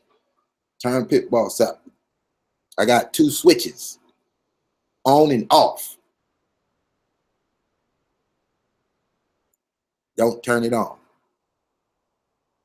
The same way I go soft, I go hard. Difference is I don't get upset. People be thinking I'm really upset. I'm not really upset. As soon as I finish this show, I'm going to fall back, kick back. I'll be on the phone talking to somebody about the show, laughing. They're going to be like, Pitbull, your ass crazy. I was like, man, you know, it's just a little entertainment. You know, just to give them something to make them share the link. Y'all don't share the link. I got to sit here and watch, you know, Shaka Utmost break down Egypt. Because y'all share his link. I got to watch me a Sarah Sutin Seti video. What up, Sarah Sutin Seti, man? Nigga don't hate you, man. Get your money, man. Go over there and get them niggas the business. Young Pharaoh, give them the business. Get them niggas the business. Y'all make some economics out that shit. That's all you good for. A little economics. It ain't good for teaching because y'all don't want to teach nothing that's real. So go ahead and make some economics out of it. Maybe we could build the black nation that way on some bullshit. Get a couple $1 million and buy a building. And, you know, that's what it do. So let's see if there's another hater. The greater the hater, the greater the motivator. Come on, haters. Hit the link. I can handle it. I'm a big boy. I ain't tripping. I'm just trying to share some information. Plus, all those who just kind of find my channel and they like, well, ooh, you know, at the beginning of the show, boom, man, I'm getting some information. Up jump Peter Cottontail, hopping down the buddy trail, talking that shit all the goddamn motherfucking way. It's all good, Peter. I ain't tripping, bro. You got to do you. You play a role in the madness. You got a narrative. You got a job to do. But what you can't do is show no history that can go day for day with pit boss. Oh, no, no, no. You ain't going to bring us, none of your homies out there being successful with the goddamn thing because they don't deal with you. What's up, brother? How you doing? What's up, Pit? I feel you, man. You know you my nigga, old Cali player. You know what I mean? All good. Hey, we got Warrior Hebrew Perry, my man. We go at it. I ain't ashamed to say me and Hebrew Perry go at it, but you know, Hebrew Perry still got some sense. He over there really at the bottom of the barrel when I look at what y'all do, man. Y'all care about the people. You got your narrative. Yeah, we could have disagreements about Bible verses, but at the end of the day, a brother gonna have something good to say because he gonna read from the book. Right. And at the end of the day, you know, we can have those little disagreements here and there, but right. We respect each other as men. You know what I mean? All that extra sucker shit niggas be doing, you know, that's a whole nother thing. You know what I mean? But when you respect a nigga's game, you can't recognize game, man. You know what I mean? I'm just calling to big you up. And I feel you, my nigga. We do need more platforms. You know what I'm saying? And that's what it's about at the end of the day. You dig? We got to get more platforms, baby. You know. Now, was you able to catch any of the beginning of the show when I went in on the Margaret Sanger thing? Yeah, I was watching some of it. I caught a little bit of it. You know what I mean? Okay, or if you know anything about her or whatever you, just a little commentary on what you felt about that or what your well that chick Margaret Sanger, she was the woman that had a lot to do with the feminist movement, right? And she was a known racist as well. She was like pushing black women to abort their babies and shit like that. Am I correct? That's correct. That's correct. Right. Yeah, but you know, at the end of the day, that whole feminist movement, in my opinion, was set up and started by the international bankers. She was just a part of that. She was just a pawn that they used in that endeavor, you know what I'm saying, in that little plan that they had going on. You dig? Because you know, the main reason why they did that whole feminism thing, it wasn't to help women. They did it because number one, they wanted to tax both parents. And number two, they wanted to be able to control your babies and indoctrinate them. So that, so that whole feminist movement, what they kind of did was break up when it came to us anyway, black people, and even with white folks and other races that live here, they broke up the families. Now she was a professed Satanist. Yeah, see what I'm saying? So it goes back to those people, those international bankers, or who folks on the internet refer to as the Illuminati. It go right back to them cats, because we know that that's their religion. They worship Satan. That's what they do. They like to have sex with little kids. They into blood sacrificing and all that shit. So it would only make sense that she worships Satan. I mean, we can see today in modern time the effect of the pill. I mean, we know girls, that's on that pill, right? Like, I'm sure you done dealt with a woman before and she on that pill, right? But she don't really know the background of the pill. She just know it's available. She not really knowing that pill is going to destroy all your organs over time. If you stay on that pill, you're going to become ill, and you're going to start having all kind of diseases and associating it with everything other than that pill. Yeah, that pill will fuck you up. You know what I mean? It really ain't worth it. You dig? I ain't really, like, I will say this. A lot of black women that I know, they don't really fuck with the pill. They rely more or less on cats, just putting on a condom or something like that. Yeah, that's good. I mean, that's good. That's better. That's better than the pill. You know what I mean? Like, hey, people gonna do what they do. I'm not telling people you should have sex or not have. That ain't what I'm saying. I agree with you, Perry. I mean, that's better that if that's their method, hey, that's what's up. But that pill is destructive to your vital organs. And that's what's crazy, because it's like they brought the pill out for us, but our people don't really use that shit too tough. It's them that use the pill, and if you check them out, they the motherfuckers with the low population rate and all that type of shit. Can't have kids and all that, So maybe that got something to do with it. All I know is God working mysterious ways, B. We had DJ Black in here for a minute. I hope he jumped back on. I wanted to hear what he had to say too. I mean, he left out for a quick minute, but but God working mysterious ways. So just remember that grave that you think you digging, for the next man, that may be that very grave your ass might end up laying down in. Right. So man, speaking of haters, you know what I'm saying? Okay, so let me give them a little background about Hebrew Perry, because you was the first Hebrew that Sa Neter ever really put on his camera, right? Nah, I wasn't the first. The first Hebrew was this cat, what's his name? Mighty Hebrew. But I was the first Hebrew that went on there that was relatable. Okay. That cuss, that wore regular clothes, you dig? Like, I wasn't sitting up on the couch eating leaves and shit like that, wearing a bed sheet or nothing like that. You dig what I'm saying? I had the Pele on, the fitted. You dig? I was probably the first relatable Hebrew. Okay. So you couldn't really get the mic like that, though. He wasn't just letting you just shine, right? Well, that's that little kid shit, like that adolescent type shit. Because when it was just me, I was shine. But if it was other people that he fucked with more, and they happened to be on the show or something like that, then yeah, and then what you just said was right. You know what I mean? It was like, we ain't gonna let you say too much. So how long ago was it that you came on? At that time, how long ago was that? Shit, we in 2016 on that was about 7 years ago. Wow.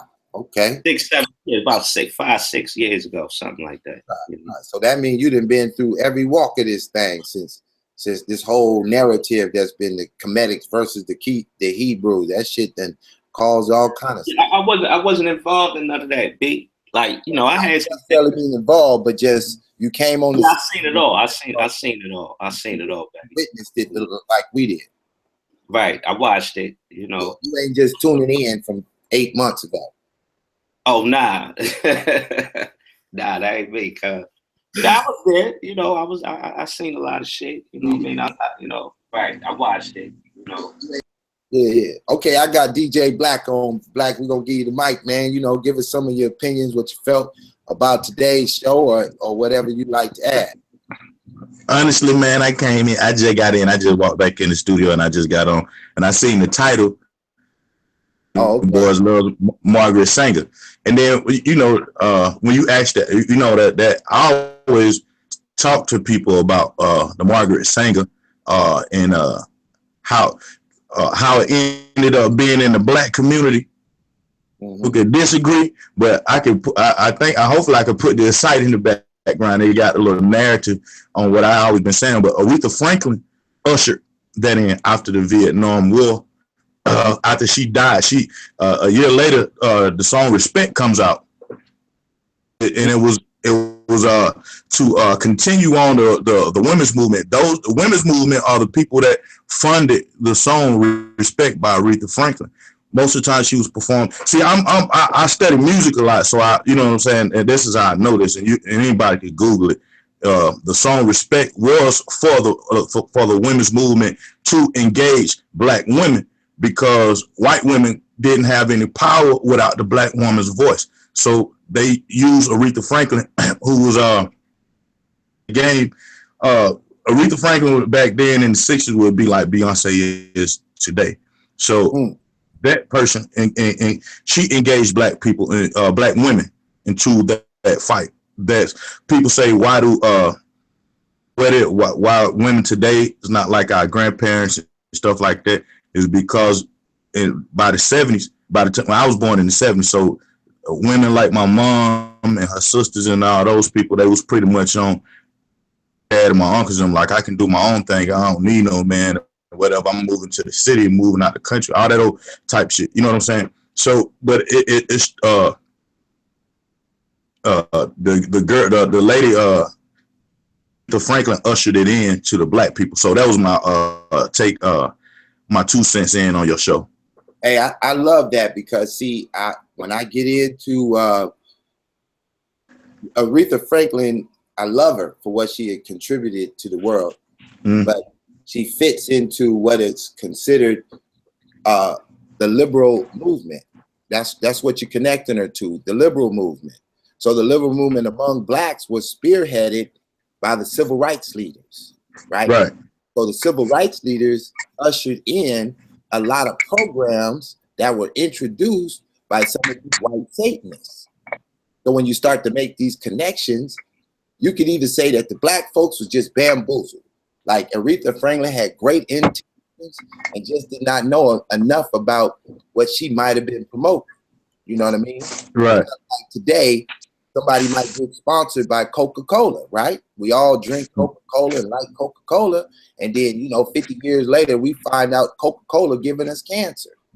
But at the time you might have been promoting it, you just didn't have those facts. And so had you maybe had the facts, you might not have done what you done.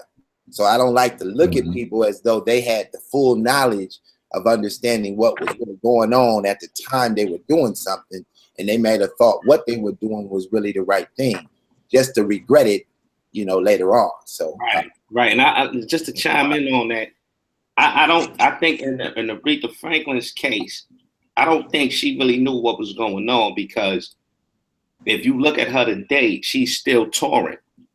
You dig? Meaning she never really got none of that Illuminati money.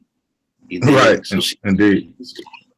Right, like because she's old now and she's still touring, to pay off mortgages and things like that. But just to touch on that, Dionne Warwick was somebody that was in the know.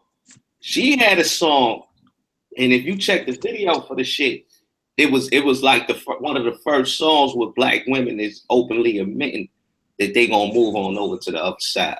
Yeah, I know what you're talking about. I can't think of it. I know the song you're talking about. It's on the tip of my tongue. Right, it's called because a couple of Aretha did it too. Now Aretha did a rendition of the song, but Dionne is the one that made the video, and it's basically a song to black men letting you know that I'm moving over to the other side. I'm gonna fuck with these crackers, and they was trying to promote that at that time too. The name of that song was because it's one of I actually like the song. It'll come to me, but go ahead, Black. Yeah, yeah. No, I'm agreeing with you that like they was all a part of that kind of thing. You know what I'm saying? Even even Donna Ross, the revolutionary to that was Shaka Khan. Was the only revolutionary to that. You know, Yeah, to that like pick Diana Ross, man. right? Diana Ross had the song called "You Just Keep Me Hanging On," Yeah, and that was "You Don't Really Want Me, You Just Keep Me Hanging On." That's one of her joints. You know, her and mm-hmm. the whatever, and Yeah, you and know they that was a knock against black men too on the down low. because they was like, you know, they had that like the show say W.E.B. the boys love Margaret Sanger. In black women love guys like W.E.B. Du Bois. That type of vibe. Then you would sing. They would sing songs against you. You know, as if you know what I'm saying. You like to say your little job ain't enough. You need more than that. You know what I'm saying? Like, hey, like that baller talk. I want a baller. This, that, and third. They new to that conversation because some of their grandmamas been talking about it. You know what I'm saying? And some of their grandparents been on that type of vibe. You know, and And that's you had those. Go ahead. that's right. Go ahead, bro.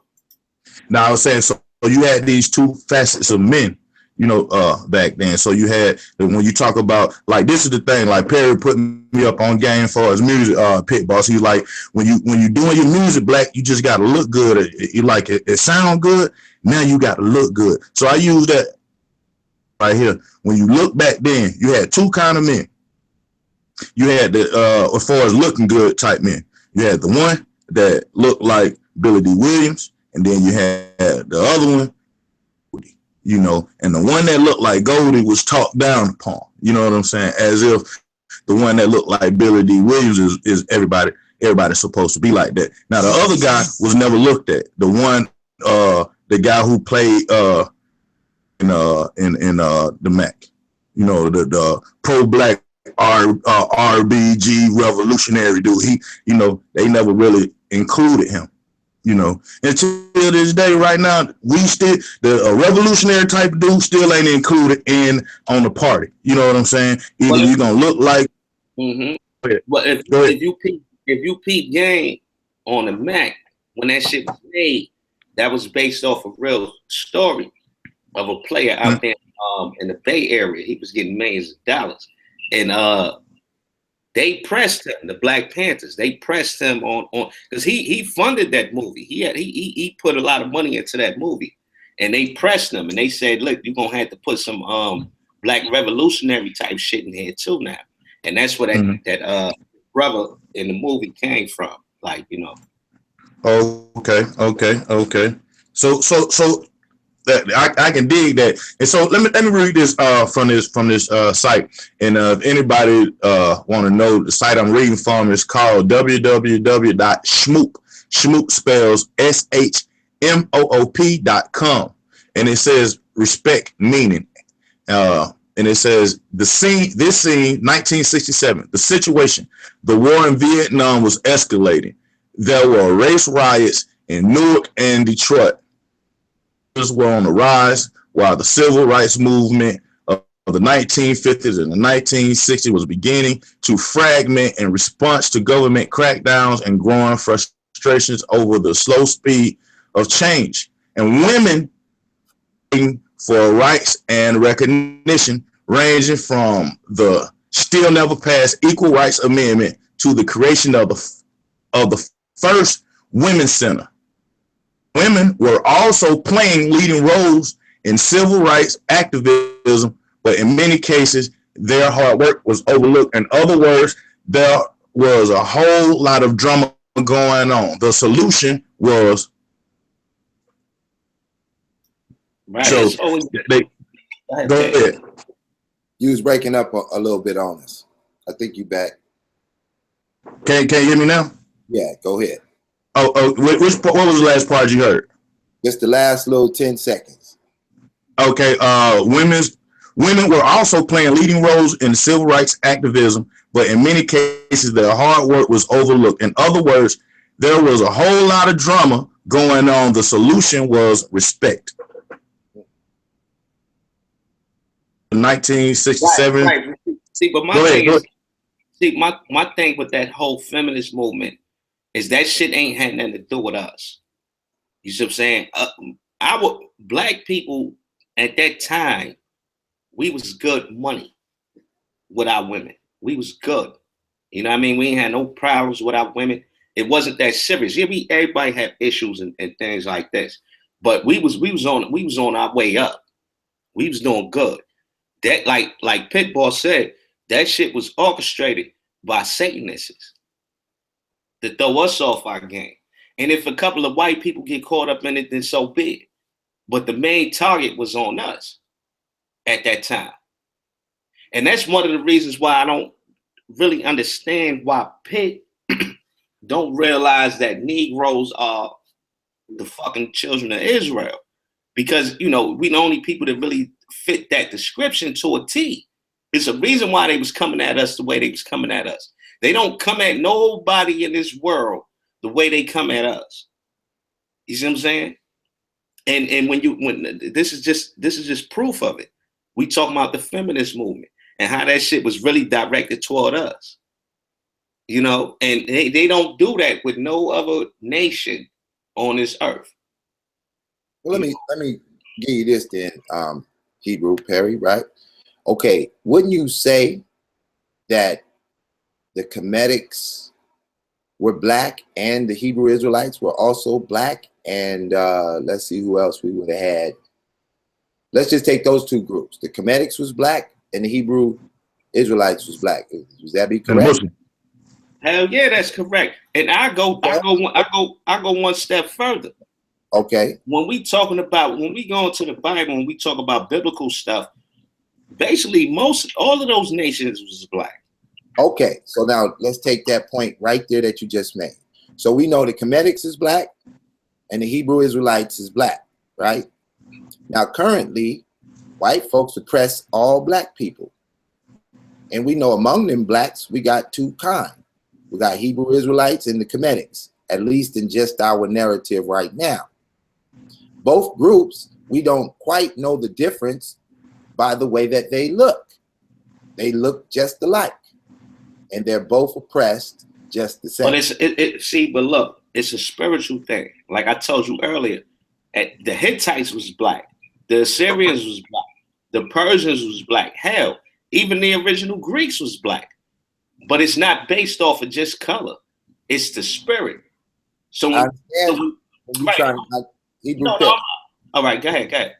When you're trying to identify a Hebrew Israelite, I have no problem with that. You can identify them by the spirit. What I'm saying is you done already gave us the facts. You just gave us several facts just now that there were several groups of black people who were not Hebrew Israelites, but yet they were black. And in modern time, all those black people are oppressed all the same. Right. But see, oppression. But they not oppressed all the same, and that's the point that I'm trying to make. Now they are oppressed to a degree, and I think that's based off the strength of us. Like the scriptures say, the earth shall be turned upside down. So it went from us being the people and everybody looking like us to now it's Esau's time to rule. So now the cracker is the one in power, and he's trying to make everybody look like him. Okay. So one thing, can you identify the Comedics of the Bible in modern day and tell me where do they live today? I would say that the Comedics today is people living in the Sudan. Okay. Now, if you go to Sudan right now, they operate in slavery. They operating in poverty. They're not in control of their government. They're being treated worse than the African Americans in America today.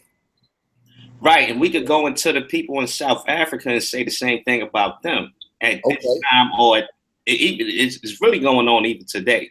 But can I play devil's advocate right quick? But hold on, this is real quick though, Black. But Okay. at the same time, I would identify the South Africans as the Canaanite because they had prophecies concerning them that was very similar to Israel as far as the oppression goes. Go ahead, DJ Black. Well, I was gonna say to devil's advocate is to ask if any of those people in Africa can they identify, like when you say the people of Sudan, you know, can they identify where they come from, and do they know accurately where they come from, as opposed to the black man in America, we can identify what the hell we want to identify with, you know what I'm saying, because that's the liberty we have over here.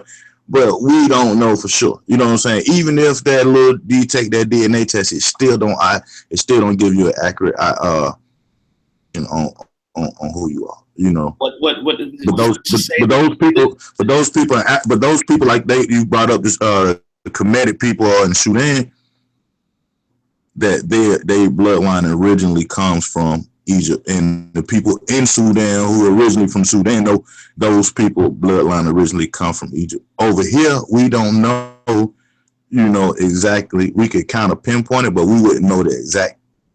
We couldn't pinpoint it. Right. And the only point that I'm trying to make is that when you look at a person from Thailand or Cambodia today, a lot of them look white. They have lighter skin now and straighter hair. But at some point in time, they looked like their forefathers. That's why you still find some of them with woolly hair and dark skin. And if you ask them, do you have African in you? They'll tell you, I don't have a drop of African blood in me. And the same thing can go for Ishmael, which is the Arabs. So the point that I'm trying to make is that Africans lived in a region of the world where white people they migrated to West and South Africa. White people wasn't able to get to them, and it's very similar with us. Those of us that they found in Africa, because we migrated to those areas too, running from Roman persecution. But at the end of the day, all of these people was dark. So when you go into history, you can't. I don't want people to base history off of what these people look like today. That's my only point.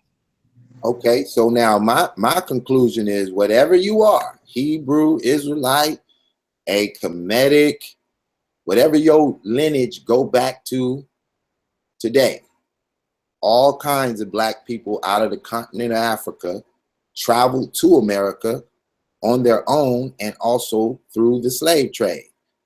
We went all over the world. Every group of us went everywhere. We see the evidence of it in the forms of Bible culture all over the world, Kemetic culture all over the world. Anything we was into, we see those cultures all over the world. So now that we ain't in control of the world and we being oppressed, there's no distinction in my eyes as to what your DNA go back to. Hold on. Oh, I'm gonna give you the mic. The conclusion that I see is that white folks don't have enough education to know about what tribe you come from. All they know is they don't want you ruling over them. And to keep you from doing that, they got the pill to give you some sort of eugenics program to control the population, because y'all gonna have way too many babies and they can't handle, 150 million African Americans in America. They already can't deal with 40 to 50 million. What they gonna do if it turns into 150 million, right? So I'm not really an argument that you wanting to share with black folks the fact that they Hebrew Israelites. Fine, go teach them that. My thing is that regardless of what you are, you still gonna get hit with this oppression the same way. Well, I live in New York City, right? Born and raised, Harlem. And I'm gonna tell you that it is a difference with how they treat dark people. If they know that you're a descendant of the slave, you getting shitted on by everybody, even Africans. A white man may mistake an African for one of us. And then once he find out that he's a native African, they'll both have a conversation about you. And the biggest distinction between us and Africans is the fact that if we're the same people, then why they don't have any Aretha Franklins? Why they don't have any Sam Cooks? Where are they Mike Tyson's at? Where's they Muhammad Ali's? Why they don't do things on the level that we do? We invented everything in this country, from the refrigerator to the traffic light. So that's what I'm saying. I believe in the Bible, so I believe in spirituality. So I believe identifying us starts. It's a spiritual thing and it's a physical thing, but you can't just make it a physical thing. You have to include the spiritual as well. And where the spiritual comes in at is the fact that we fuck, fight, dance, sing, and do everything better than Africans. So how are they our people? Okay. So now they are people based on the fact that if I take one and mix him in the middle of the Hebrew Israelites, you can't pick him out. That was cold. That was deep. Word up. Saying that they are people. I like that. One amongst us, you can't kick them out. No, you won't be able to tell me which one the African is. I beg to differ. Okay. I could tell an African that been in this country for 2 generations in. I still know that that's an African. You could tell one that's been here 2 generations, but you can't tell one that's been here 5 generations. Well, what African been here for 5 generations? They haven't been here. I'm gonna show you. So we how many generations are we right now? Like 9, 10? How many generations are we? We in the Y generation. What I'm saying is Africans started coming over here when? They was coming over here before the slave trade. See, I don't want to go that far because that to me that don't really make any sense. But I know that Africans. That's because you fell in to read Mansa Musa. All right, but all right, we can go into Mansa Musa and all that, but let's just keep it. Look, in the 50s and the 40s, the only people in this country was West Indians and Negroes. You dig? So that's what I'm saying. When did Africans from the native land start migrating here? I just told you you don't want to accept the facts. I'll give you Mansa Musa. I'll give you that. But those numbers are low. Okay, I got things that they built here. They got Snake Mountain. Somebody built that in the same curvature as the Nile River. Right. Now you're looking at the culture of the people, and see, my thing is this. When I look at the natives and the Latinos that's already over here, I look at the Apocrypha. In the Apocrypha, in the book of Ezra, 2nd Ezra, it tells you that 9 of those tribes left the captivity of the Assyrians to come to a land that they never knew. Right? And that was during the time of the Assyrian captivity. And they were supposed to come over here and keep the laws of God, which they didn't.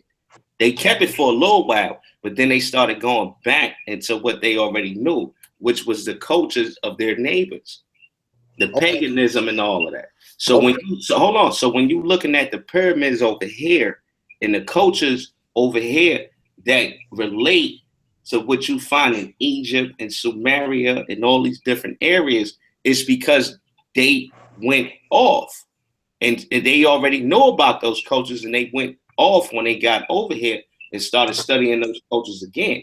And my source for that is the Apocrypha. Okay, so I'll give you that. I'll give you that one. Now answer me this. Did Hebrew Israelites go down to Mexico and build the city? Those pyramids down there. Did they build that? Hell yeah, because if you go, it's a book out here called Jews in America, or Israelites of the Americas. They let you know that when the Spaniards encountered the people in Mexico, they broke the whole story of Moses down. But at the same time, they was practicing things that was pagan. So these was Israelites that came over here with good intentions, but just reverted back into the old world's cultures. And that's why you find so many things in Mexico similar to what you find in Egypt and things in the old world. Okay, so you stating that those Hebrew Israelites that built the old city of Mexico had the highest level of education possible in Kemet and came over here and built that. I wouldn't call it the highest level of education. I would say the highest level of education is the scriptures. But what I'm telling you is that these people weren't just folks that was from over here. No, you're misconstruing what I'm asking you. See, in order to build those pyramids, you need to have the highest level of education that Kemet is teaching, because Kemet went heavy on mathematics. Right. So that goes. One second. I just want to finish the question. Yeah. So whoever you say they were, they came down here with the highest level of understanding, because when they built those pyramids, you know, I can't recall the exact name, Kukulkan or something like that. But when they built that, it's remarkable the precision that they used. The advancement of technology for those pyramids exceed anything surrounding it. So we definitely know that that's a foreign education on the soil. So what you saying is that it seems like a foreign education to a dude that's looking at it from a narrative that the natives just popped up over nowhere, or they came across the Bering Strait, or somebody that just thinks that they had no connection to the old world. But when you understand that they actually do have a connection to the old world, then the things that you see them doing is not so far-fetched. Okay, understandable. Did the Hebrews come over here and build Snake Mound and in the curvature of the Nile River? Right, they was the slaves. They was building all type of shit in the old world. For instance, no, there wasn't no slaves at the time that was built up here in America. White. I'm trying to explain to you. Well, no, I'm not saying they were slaves when they came here. That would be asinine. Why would I say that? Oh, I'm just asking. What I'm telling you is that these was the same people who built the fucking pyramids. When you go, look, I don't care what timeline you want to use. I prefer the timeline of the third dynasty in Egypt being in what year is that? Shit. Are you hold on, 2650 BC. So I would have Imhotep as Joseph.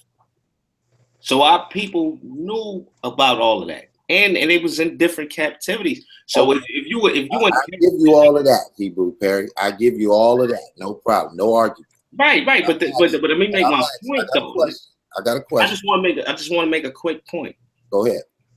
These people who came from these captivities, they was the ones building the monuments and the building structures and all that.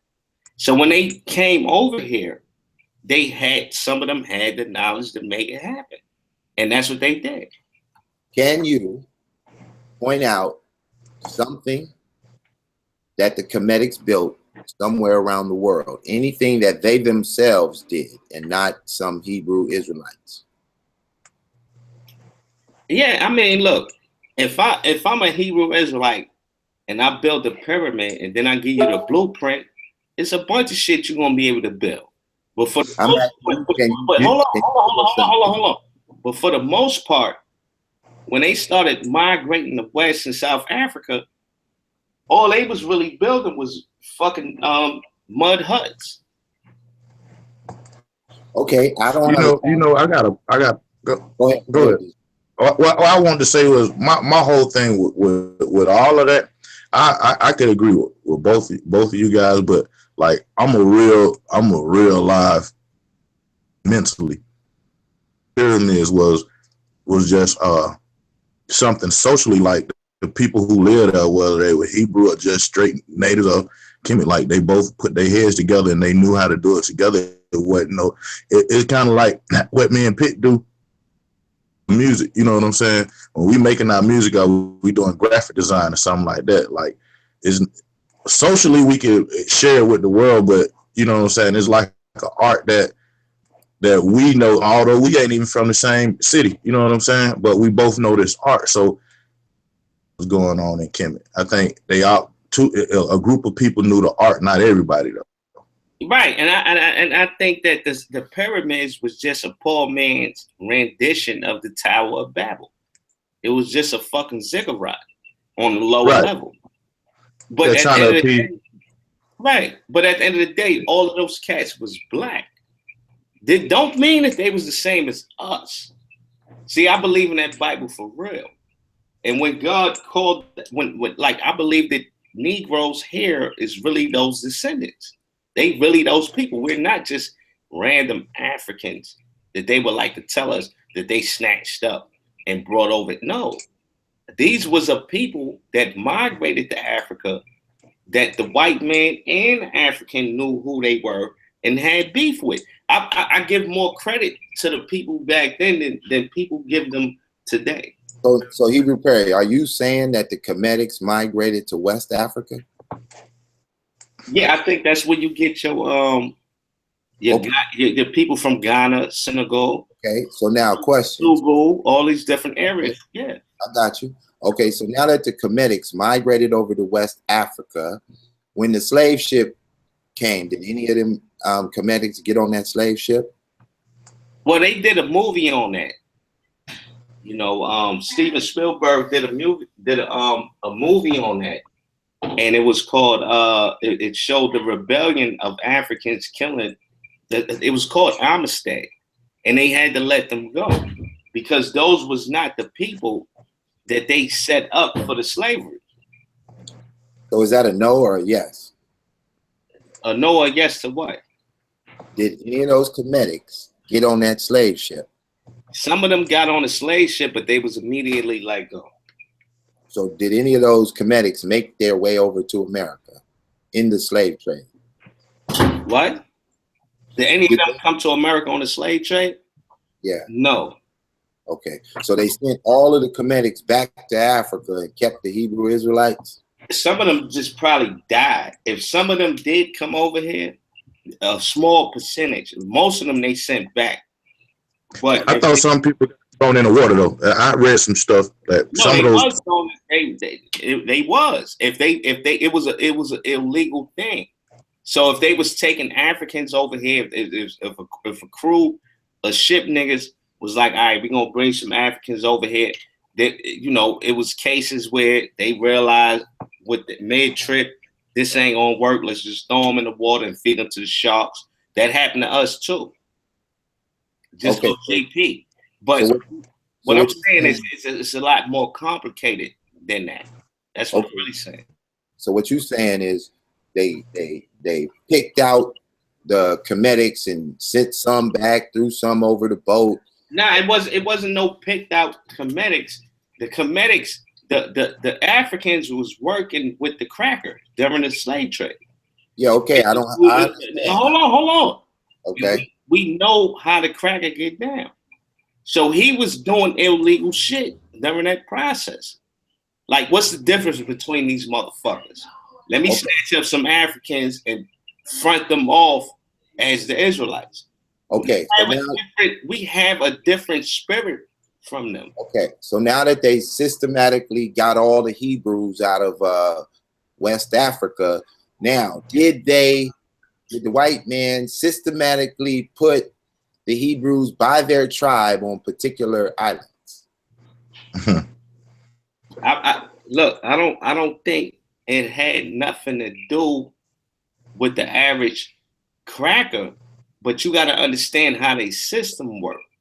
And the way their system work, before a cracker does anything, he holds a seance. He conjure up demons. And he asks these demons, what route should I take? And they tell them exactly what to do. So this all ties in with the so-called Illuminati and their religion. So okay, so the white people's demonic spirits guided them to put the Hebrew Israelites in their tribe on a specific island. Right. So now we got a systematic separation of the Hebrews by tribe. Mm-hmm. Now, through those tribes, what was the purpose of separating the Hebrew Israelites on various islands? There's no purpose for them. It's just like when them niggas went into Iraq to start a war. A lot of us might look at that shit and say that's a dumb move, but they're not doing it based off of their own judgment. They're doing it because these people worship Satan and they conjure up demons. Now these demons work for God, and God tell these demons what to tell them.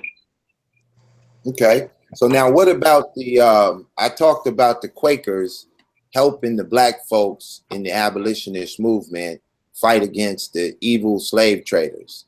What do you think about those Quakers assisting the Hebrew Israelites, that you would call them, and fighting back against these slave traders?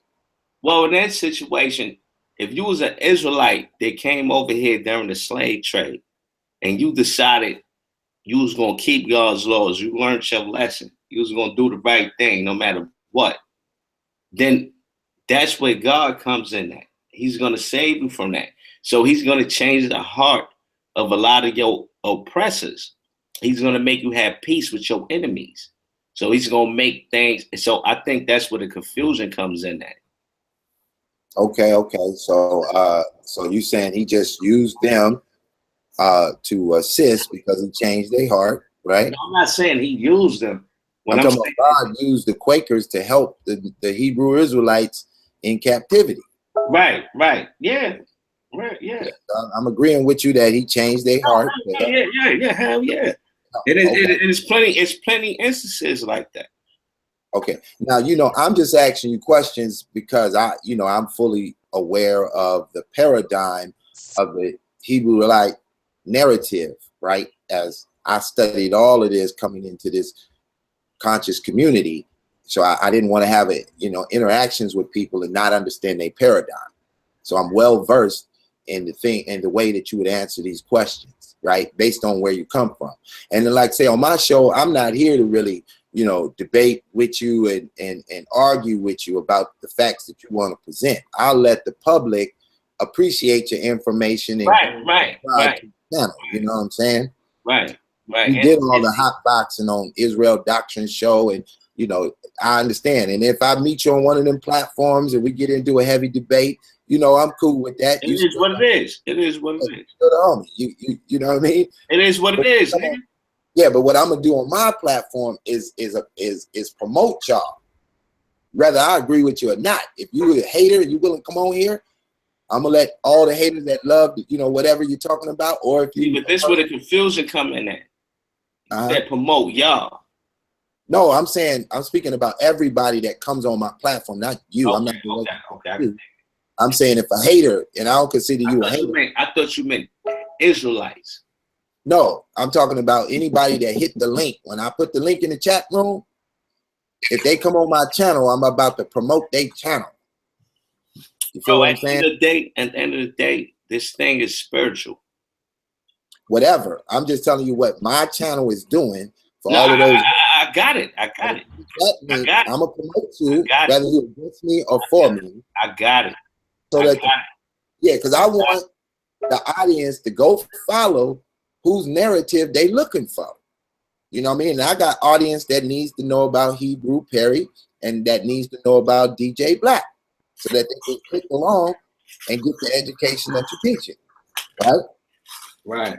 I'm not trying to stop you from pushing your narrative, is what I'm saying. I'm trying to change the narrative of what's been going on in the conscious community on my page. And I don't get that many subscribers, so don't look for me to make a ridiculous impact. You feel me? But if you get one of my cats on your page and they're like, oh yeah, I met you over there on Digital Pitball Show, then just understand I'm trying to get your ratings up. You feel me? And that's all it is. I'm not really tripping. Like it's not a big deal. Like for instance, this a girl in my chat room. I ain't gonna say her name, but she got the title doctor in front of her name, right? And I watch her on various channels, and I know the paradigm that she's running with, right? And I ain't mad at her. She kind of support my channel, so I ain't tripping on it. But she the kind of person that I'll be wanting to come on because I need people to hear the opposite of what I'm talking about. But I need people with the educated level to present the paradigm. Right. Like yourself, Right. Questions, and you was able to answer them from your paradigm, right? Right. I need On some light shit. Yeah, on some light shit. Like you able to give me the narrative that you're pushing. You know how to answer the questions. I'm not here to say you're right or wrong. I just right. It's not even about that. Yeah, Give your opinion, nigga, and make sure the shit makes sense for the people. That's it. Right. Now the people is either gonna follow with what you're saying, or they might follow what somebody else is saying. That's for them to decide, right? Right. Ain't nothing wrong with that. Yeah, that's why Young Phil got all the goddamn folks, because everybody ready to fly on spaceship. Right. No, it is what it is. And like I said, our situation is on biblical proportions, but at the same time, our people seem to, because most of our people don't fuck with the Bible, so they mind drift and wander into a place called affinity, where they think anything is possible, and that's just not the case. But when you're reading it, when you're looking at it from a biblical perspective, the shit that I'm saying makes a lot of sense.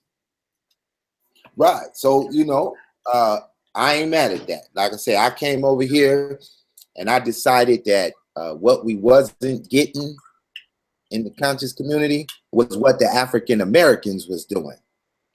Right, and we need more.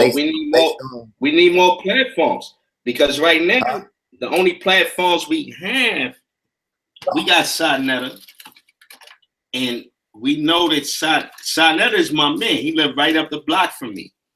That's my nigga. Like, well, I ain't gonna say he my nigga, but he lived right up the block from me. So it's a mutual respect between us, right? But at the same time, it's like there's things that you're not covering. You can't cover everything. So we need more platforms. There you go. Because you can't handle everything. And this is no disrespect toward him. It just is what it is. You cannot handle everything that our people is going through. There you go. You can't answer every question. So yeah. Yeah, no, I agree. We need all the platforms so everybody can get into the information that they know something about, right? And so what we're doing, what I see happening by doing that is if Hebrew Perry got 1 million followers and I got 1 million, Sarnetta got 1 million, Polite got 1 million. Now that's 4 or 5 million that's watching, right? So if we wanted to blitz screen YouTube with a message, I could be like, Hebrew Perry, can you upload this video on your channel? And be like, drop that, right? And then I go hit Sarnetta, put this on your channel. Let's blitz screen YouTube real quick with the same narrative or whatever it is that we trying to inform a body of people. Right. And it's time, when it's time for us to form like Voltron,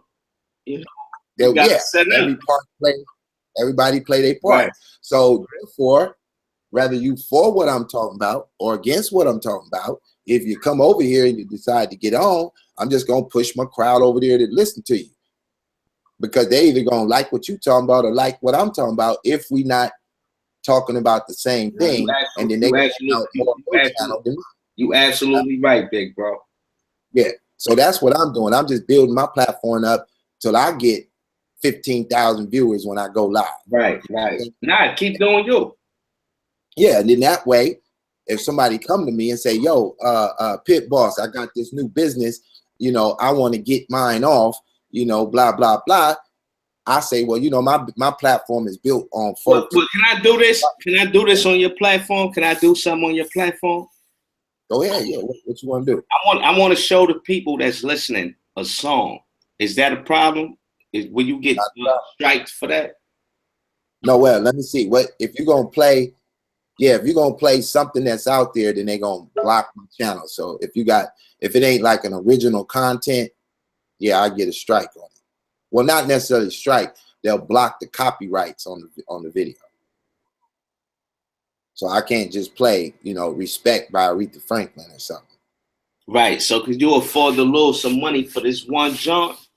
Nah, I don't want to do it. You don't want to lose no bread. I could dig. Nah, but you can give them the title of it and where they could find it, so that they could go check it out. What you're talking about? Right. So I want y'all to look at a video by Dionne Warwick, and it's called "Walk On By." Yeah. See, watch the video and see. That's the name of that damn song. That's it. That's it, Black. That's the one, Black. Right. Watch the video, and then you will understand what me, Black, and Pit Boss was talking about this whole time. And it's a catchy song. They slick like that. That's right. So yeah, and I love that song. I remember that song coming out. So I'm gonna take a look at it again myself, just to concentrate a little harder, since y'all put that out there, and go back and listen to Respect, which both songs I know and always enjoyed. So now I look at them with a more critical eye. You know what I'm saying? And but yeah, man, I mean, I intend to lay down a paradigm that I've been laying in my group, which is the Fraternal Order of Pan-Africanism. You know, I covered all this in there just as a private little study group. Now I'm just kind of revamping the information onto the platform, so you know, I can just get people to go study it, since they really. We got to do a show, right? Based off of this, right? Pan-Africanism. Is every African the fucking same? Is everybody that you consider, the audience consider to be African, the same? Because I don't think we're the same. No, that's not what Pan-Africanism is. No, I could dig it, but this is why I'm trying to tell you what I do. The Pan-Africanism that's being taught in the conscious community is not the Pan-Africanism that Pit Boss is teaching. Them niggas ain't gonna ride with what I'm talking about. As you see, Dr. Esau came on there on Sidenetters TV and told y'all that W.E.B. Du Bois was a Pan-African. So if he's a Pan-African, what is he doing bringing the peel into the community? What is he doing fighting against Garvey, fighting against Booker T? So it's a difference of what I'm bringing. So don't mix up my Pan-Africanism, just like I won't mix up your Hebrew-isms with any of the other Hebrew groups. Well, I would like to make this statement, right? For the cats that practice Pan-Africanism, right? This is what I would like to say to y'all. Why they don't have a Derek Jeter? Why they don't have a Muhammad Ali? Why they don't have a Lawrence Taylor? And why they don't have a Michael Jordan if we all the same people? Answer me that. You are missing the point. You're confusing the word. Isms. Go look up the idiom isms and understand what that means. We're not talking about. No, I'm just getting straight to the point. Get straight to the point because your point. Hold on. The point didn't hit the target. But see, my thing is this. My narrative is, we are a peculiar people. We are a people that's in a position right now where everyone in the world hates us, whether they look like us or not. Even our own people hate each other. Let me tell you what my Pan. Hold on. So you show me one African when people from their country hates them, they hate each other on a level that we're going through, and then come talk to me. Okay, Hebrew parrot, right? Let me show you what I'm talking about, right? Because you focused on your narrative of being different than the African, and I'm not here to fight against that perspective, right? That ain't what I'm doing. You're confusing what I'm doing with what you've been hearing from Kemetic Pan-Africans. I'm not them.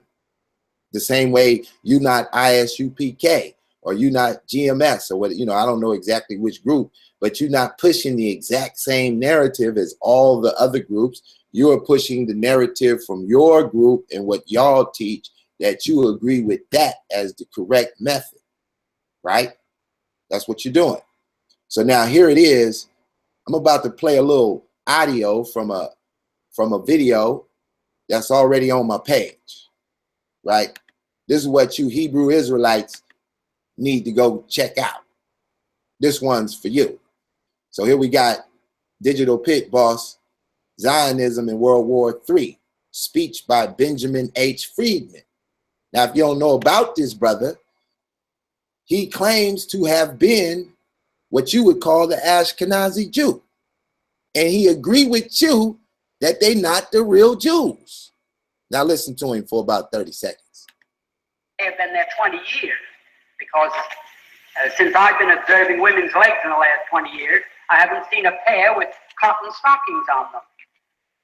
So Macy, I saw Macy boycotted with hundreds of people walking around with signs, murderers, Hitlerites, and so forth.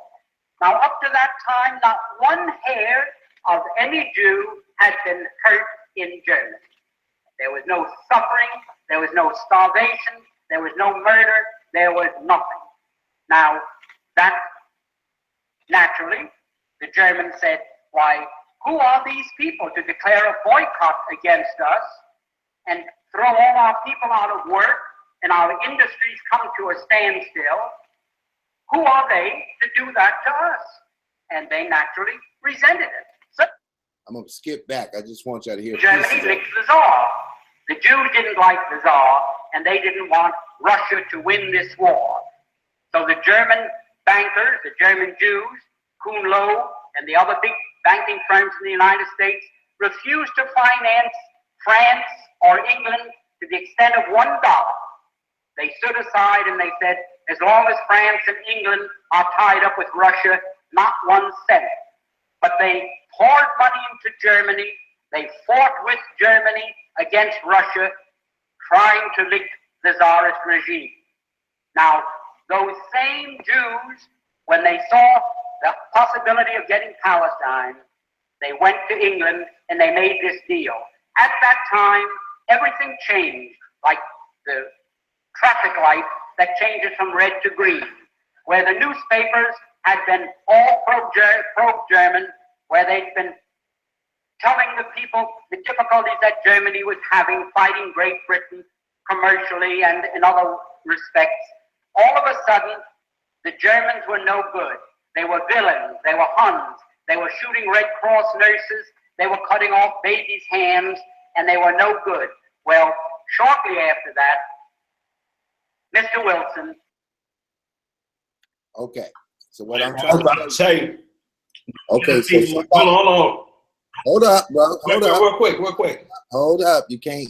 Hold up. I'm gonna give you the mic. But see, that's a video that a Hebrew Israelite can respect. A Jew that's giving up the real about the so-called Ashkenazi Jew. But the problem is, I don't get that from the Hebrew Israelites because the Hebrew Israelites don't know nothing about that man. Why? Because they don't study Pan-Africanism taught by those that came from this game that I'm producing. That video is old on my show. So if you ain't seen it. Right. I hate you, my nigga. And it's not even about that. It's just about giving the people the truth. It's so many things that's so glaringly obvious that we got to talk about it. And my thing is a lot of people don't talk about it enough. Now, as far as that video go, a lot of Israelites know about that video, but they know it's like when you come into this truth to who you are, that's wisdom from God. And it's so much shit that you learn that you tend to not think about that. Or not, you focused on whatever subject is at hand. So now we talking about this Ashkenazi cracker claim, telling you whatever that clip. Well, I done forgot so much because it's so much already on my hard drive, meaning my brain, that it would take me 2 or 3 times to really analyze that shit. So you can't really put a nigga that's representing the truth and that's speaking honestly on the spot like that. I'm not putting you on the spot, brother, and I appreciate you for. I'm not saying you put me on the spot. I'm just saying you made a statement. You said a lot of Israelites don't know about that video that you just played. And I'm telling you that they do know about that video clip. It's just that you can't put them on the spot like that. Okay, let me respond without you cutting me off. I'll give you the mic back. I know that the teachers know about it, but I've been watching the conscious community for a few years now, and I ain't heard nobody speak on it. And I done watched 1,000 Hebrew Israelite videos, and I ain't heard nobody speak on it. So I went and got it. A Pan-Africanist went and got it and posted it so that the Hebrew Israelites can say, oh yeah, that's hot. Let me, since Pitbull's put that up, let me go and speak on that. Maybe they'll go speak on it.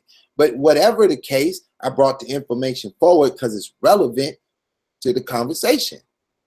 Now, I'm trying to tell you, go listen to it. I'm telling my audience, go in my profile and go back and look at some titles and click on something. Because if you're just catching me just because I put out the Sinetta effect, well, you missing what I've been doing. That's all I'm saying. Nah, my nigga, like, I've been watching you before that little shit you had with Sinetta. And let me say this too. Shout out to Sinetta, you know what I mean? Peace out to the homie, you know what I mean?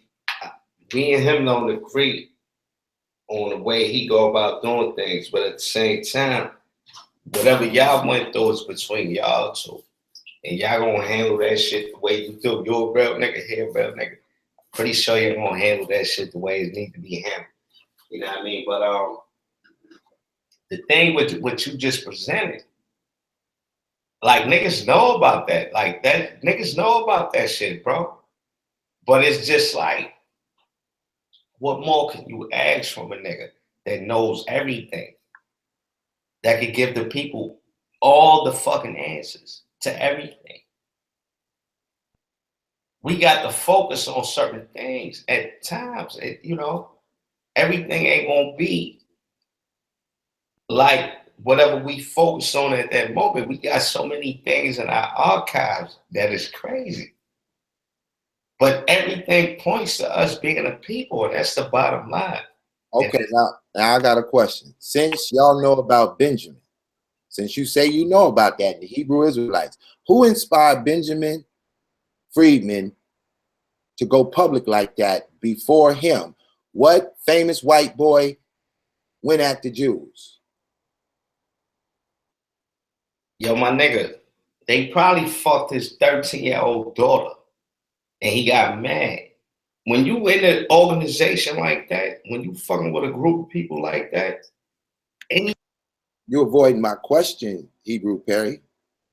I'm saying if the Hebrew Israelites know about what I'm presenting, tell me the white boy who went hard on the Jew before that man in 1961. That video clip I just played is from 1961.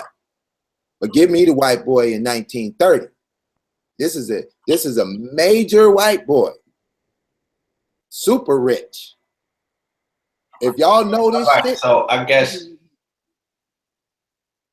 we at that time in the show where you want to be petty. I don't want to be petty. I'm trying to tell you, homie, that I don't see this information coming forward. All right, I can dig it. I'm not going against the Hebrew Israelites. They can go over to Carl Albert for that. I'm over here presenting hardcore information under the banner of Pan-Africanism, the real shit. I'm about the information. I'm not about hot boxing with niggas' biblical paradigms. I got a show for that when I'm ready for that. That ain't what I do on myself. So when you come over here, yo, hold on for a minute. You asked me a question, right, my nigga? Yeah. Who inspired this cat to write what he wrote? As if I could, like, and if you want my honest opinion, on what I think inspired the nigga, I'm gonna tell you. Now, if you want me to tell you who he claimed put him on to this information and this, that, and the third, I don't know. But if you want me to tell you who inspired the nigga to write what he wrote, it's a lot of people being inspired today. Who the fuck inspired Professor Griff to come out left field and just expose all these niggas that's doing blood sacrifices and having sex with men to get money and to get put on? Like it is what it is. I don't have time to put too much focus on my new shit. At the end of the day, I want to let my people know that the world that you live in is ran by people who will kill a motherfucker as a sacrifice to a demon, who will have sex with a little boy and a little girl as a sacrifice to a demon. And then when you fit in, at the end of the day, all of this shit is that you're the person that this book is written for. That's my whole focus when it comes to the people as a whole. To tell them that. It's not that serious. Like, I let my people know at one point in time, this whole earth was dark. So when you talking about the Greeks, understand that Alexander the Great was a Macedonian. He was different from the Greeks. Macedonians is Edomites. White people are Edomites. Ishmael is Arabs. At one point in time, they look like you. Africans are Hamites. White people are Edomites. East Asians are Moabites. East Indians is Elamites. That's my thing. Like, it's that simple, big bro. Like, I feel you where you coming from, but you defending the whole Pan-African thing and this, that, and the third. But them crackers lied to us and told us that if you look like you do, then you're more than likely from that region of the world, because every other region of the world have a different look to them. And my thing is to blow that whole shit out the water and let the world know that, no, the original Europeans look like you do. The original people that was living in Asia looked like you do. All right, Hebrew Prairie. Africans don't have a monopoly on darkness. Okay, give me a moment to speak on Michelle. Is that all right? No, do your thing, man. Okay, so now y'all hear what Hebrew Perry is offering for intellectual enlightenment on his show. He just gave you a breakdown of who's who and what's what. So definitely go on his YouTube page, Hebrew Perry, Warrior Hebrew Perry, and find him, subscribe to his page, and start going through them videos and figure out what he's talking about. That's cool. That's what my platform is about, is to support everybody's page. Now, as far as pit balls, right? And what I'm over here doing, I'm doing what Hebrew Perry doing. I am offering the information I've studied and have some sort of knowledge to speak on. Right? Now, I take a different take. That's what's good about YouTube. That if you want Hebrew Perry's take, he got a channel. If you want Sarnetta's take, he got a channel. Want Pitbull's take, he got a channel. I'm working collectively with the body of the channels to promote what we call in this conscious community thing, and so that the followers could go to each other's channel and follow what they like. Or if you're just entertained, go over there and be entertained, right? I'm not upset about that. That's why I'm not sitting here arguing against what Hebrew Perry is saying. Hebrew Perry know me well. We be in the back chat going at it, all of that. He know I can get on here and debate all of that. He know where I'm coming from with the Bible. But I'm not on here doing that. That ain't the purpose. The purpose is to introduce Hebrew Perry to a new audience. So if somebody feels they rolling with Hebrew Perry over Pit Boss, they can go subscribe. They can keep on my page and they can subscribe to his page. Because one day me and Hebrew Perry gonna be in the same flow on something, and I'm gonna invite him over here to speak on it because he's speaking on something that's relevant to the issue I'm pushing, and vice versa. And I don't have a problem, right? So that's what the purpose of all of this is, of bringing different factions on the channel, you know, on my channel. Now, if y'all want to hear Pit Boss debate one of these cats on their perspectives, I'm going to do that on some other channel unless they just, you know, come on as a hostile witness. Then we're just going to go down right here. But for the most part, I'm just trying to support the brother so that he could build what he over there building. And I ain't going to get in the way of the building, because what I'm building, they going to find the video on my page that they can't disagree with. A comedic going to find something on my page that you can't disagree with, because I'm just giving you African American history, or Negro history, or Black history, or Israelite Hebrews in America history, whatever label you want to put on us. I'm telling you what went down in America during our time of being here. And I'm just using the titles that people can identify with according to the history.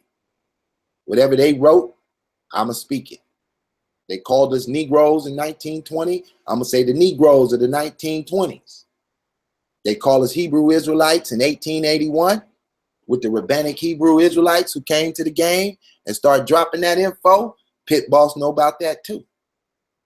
And I'll bring you that too. Because I studied all these paradigms, people. I got the Moors on lock. I got the Hebrew Israelites on lock. I got the Kemetic shit on lock. I got the Black Atheists on lock. I got Aleister Crowley on lock. Alice Bailey on lock. Benjamin Friedman on lock. I do this, son, as they say in New York. I do this, son. You know, y'all can speak. MJ, I mean, Black, you got anything you want to add? Yeah, I mean, you know, like, I consider myself an Israelite, not a Hebrew Israelite. Like, I understand all that. And if someone call me that, or even a Christian or whatever, I like to, when folks say, leave that at the door, I'm one of those door type dudes, because that's what I believe in. I believe in God and Jesus and heaven and hell and good, bad, evil, all that old stuff, you know. But when I come in the door, anybody's door, I want to know how we gonna get it, how we gonna get some money together, you know. And I ain't trying to cut nobody's throat doing it. You know, if your ass don't know, you got to beat you to teach you. That's where I come from, you know. Like, is when I look at people, they talking about such and such got scammed, and that person got over. They got over on. I'm like, so whose fault is it? Is it the socialist fault, or is it the capitalist fault? Because in my position as a capitalist, you know what I'm saying. If I could get you to build a room for me less than the other person, once you find out what the average room getting built for, but I only paid you, it's not my fault that you accept it. You know what I'm saying? So it's like, I really want to get into an economic conversation. Like, we don't ever get into economic type conversations about getting money and integrity and building money. You know, we talk about history, we talk about police brutality and all that old kind of stuff, but we really don't build on getting it. So a lot of times I come in here in these back chats on these sites, I like to hear the stuff about history. I don't know much as the next cat about it or whatever. I just know what my spirit believes, you know, or what my spirit feels, or what happens in my life, my personal experience with what I consider God. You know, I call it the Most High and all that stuff. But my whole everyday paradigm, what I think about daily, is get money. How could I do it? Who can I collaborate with? Like Barnabas and Timothy, and y'all probably know the story. You know what I'm saying? Say send them out 2 by 2. Nobody city or nobody block, nobody platform, and get hit across the head. I need to at least have somebody that's kind of on the same page that I'm on, you know. And with both of you guys, I can engage you two, because although we all three probably believe different things. Like Sonetta be saying, you can take 5 Hebrews and they gonna all have a different interpretation of the Bible. It's all good with me, but I know one thing, that was y'all's interpretation on how to live and y'all compass comes from literature such as the scriptures. So yeah, that's right. You know, that's what my position is to engage people who, you know, they say engage yourself with like-minded people.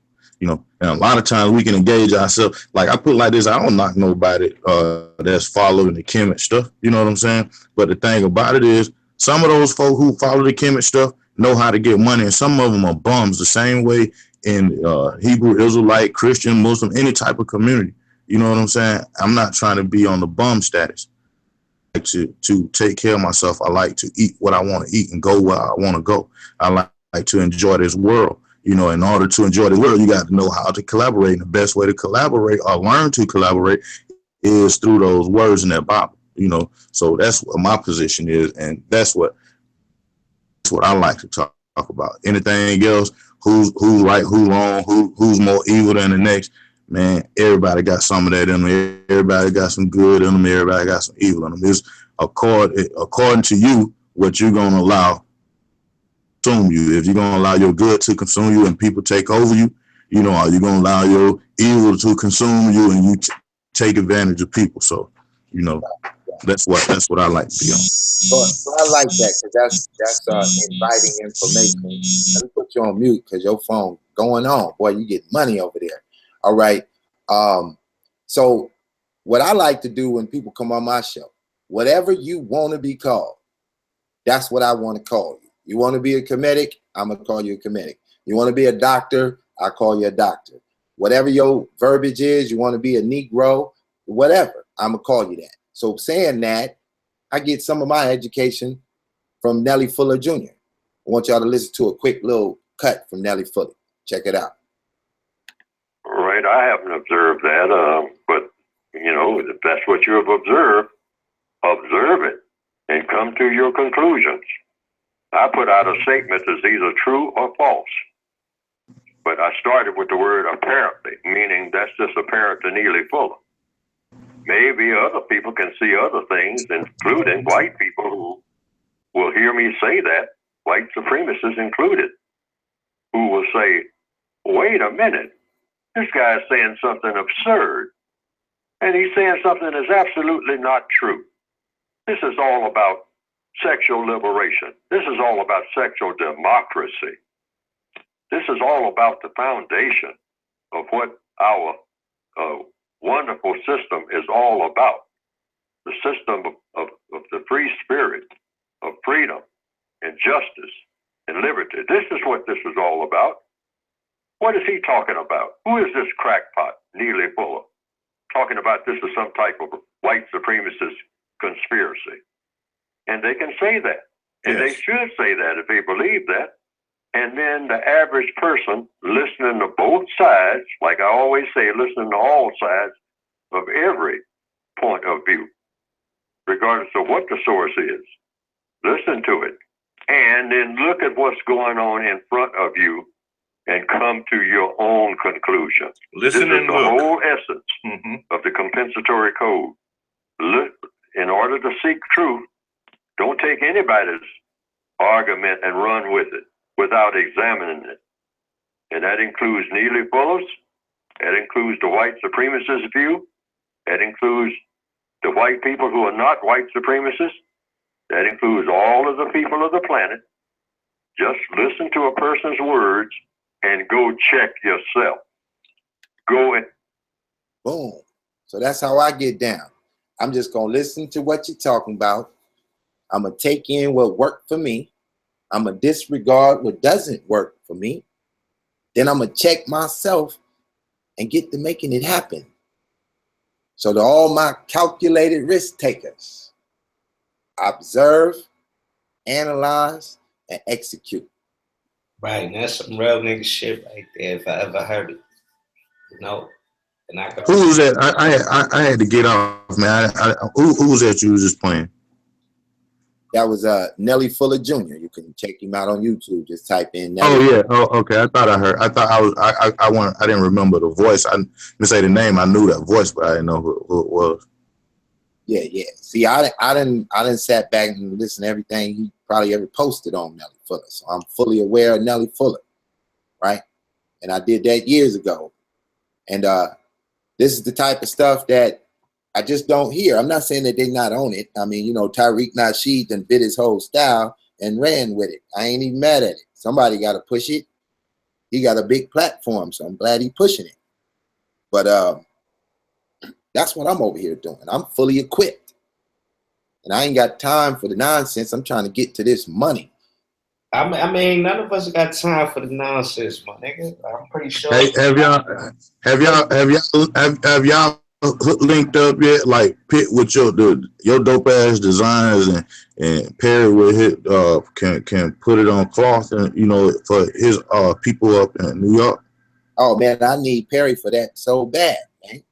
Because I know. See, that's what I like talking about right there, that money, man. You know what I'm saying? Then I make a little commercial for it and send the Perry so you can put it up on.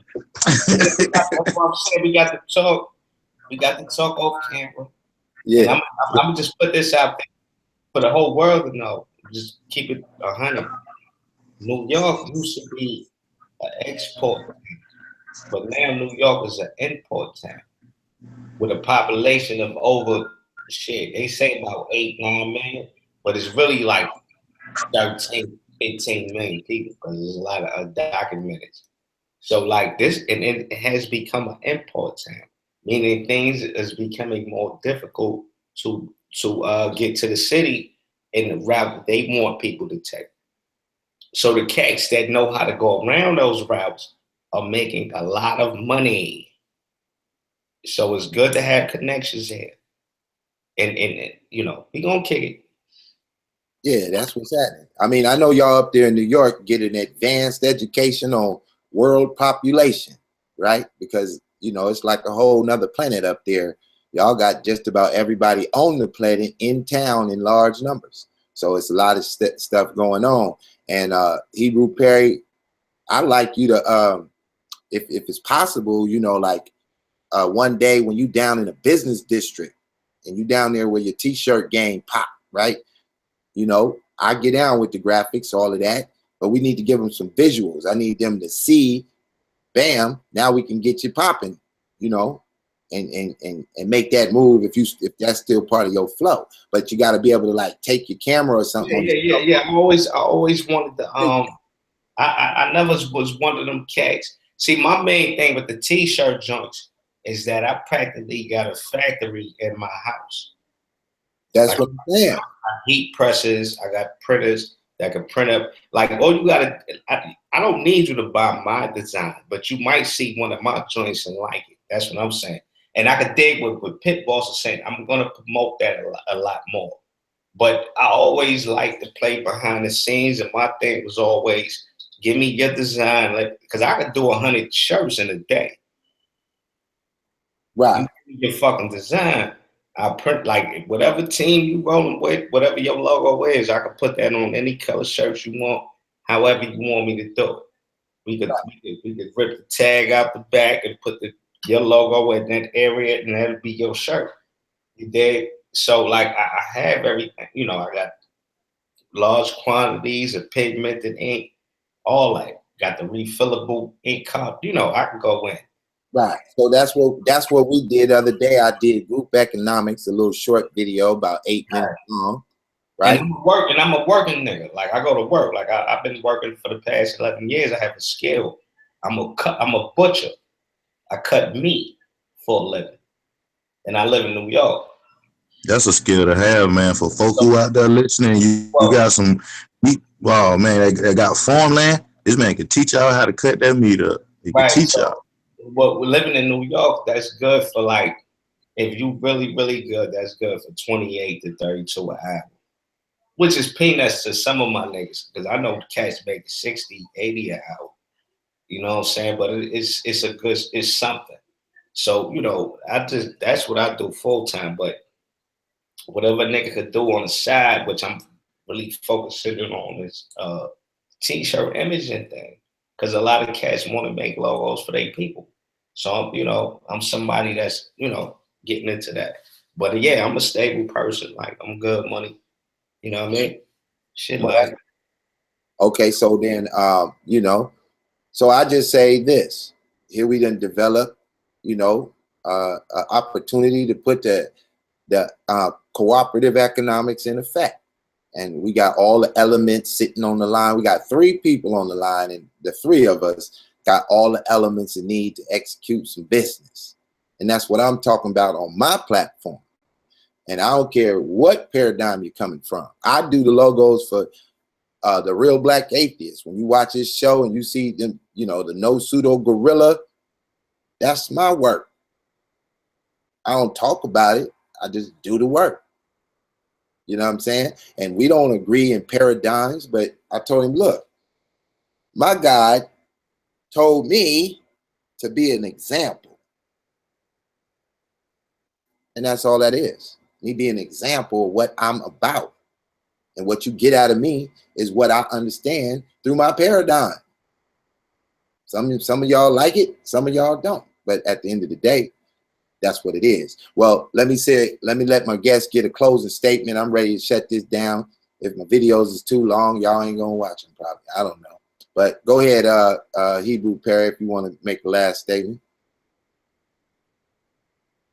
Yeah, at the end of the day, like I said, when it comes to the knowledge shit, as far as like the knowledge and the information and the wisdom, all that shit, and I'm pretty straightforward with my shit, and it's in a nutshell.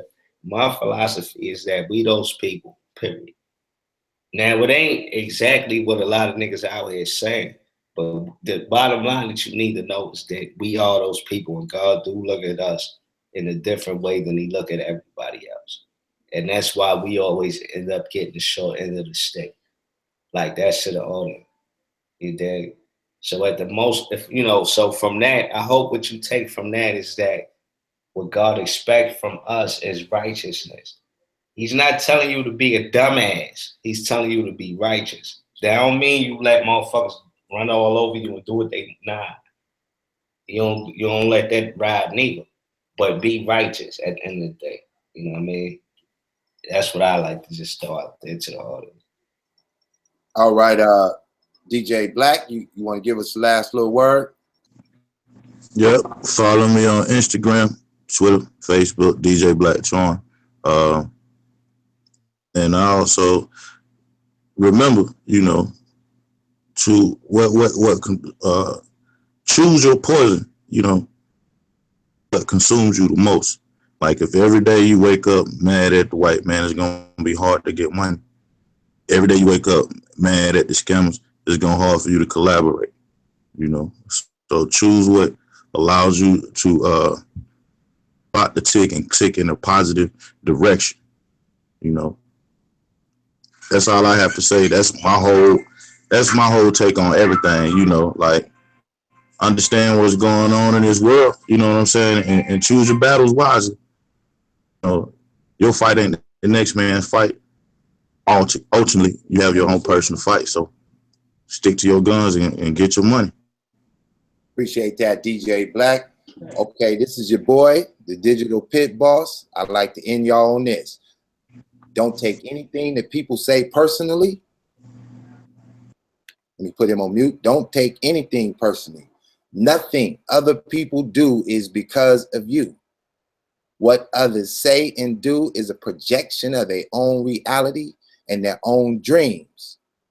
And when you are immune to the opinions and the actions of others, you won't be the victim of needless suffering. This is your boy, Digital Pit Boss. See your goals all the way to the end. And when you see it clearly, bet it all.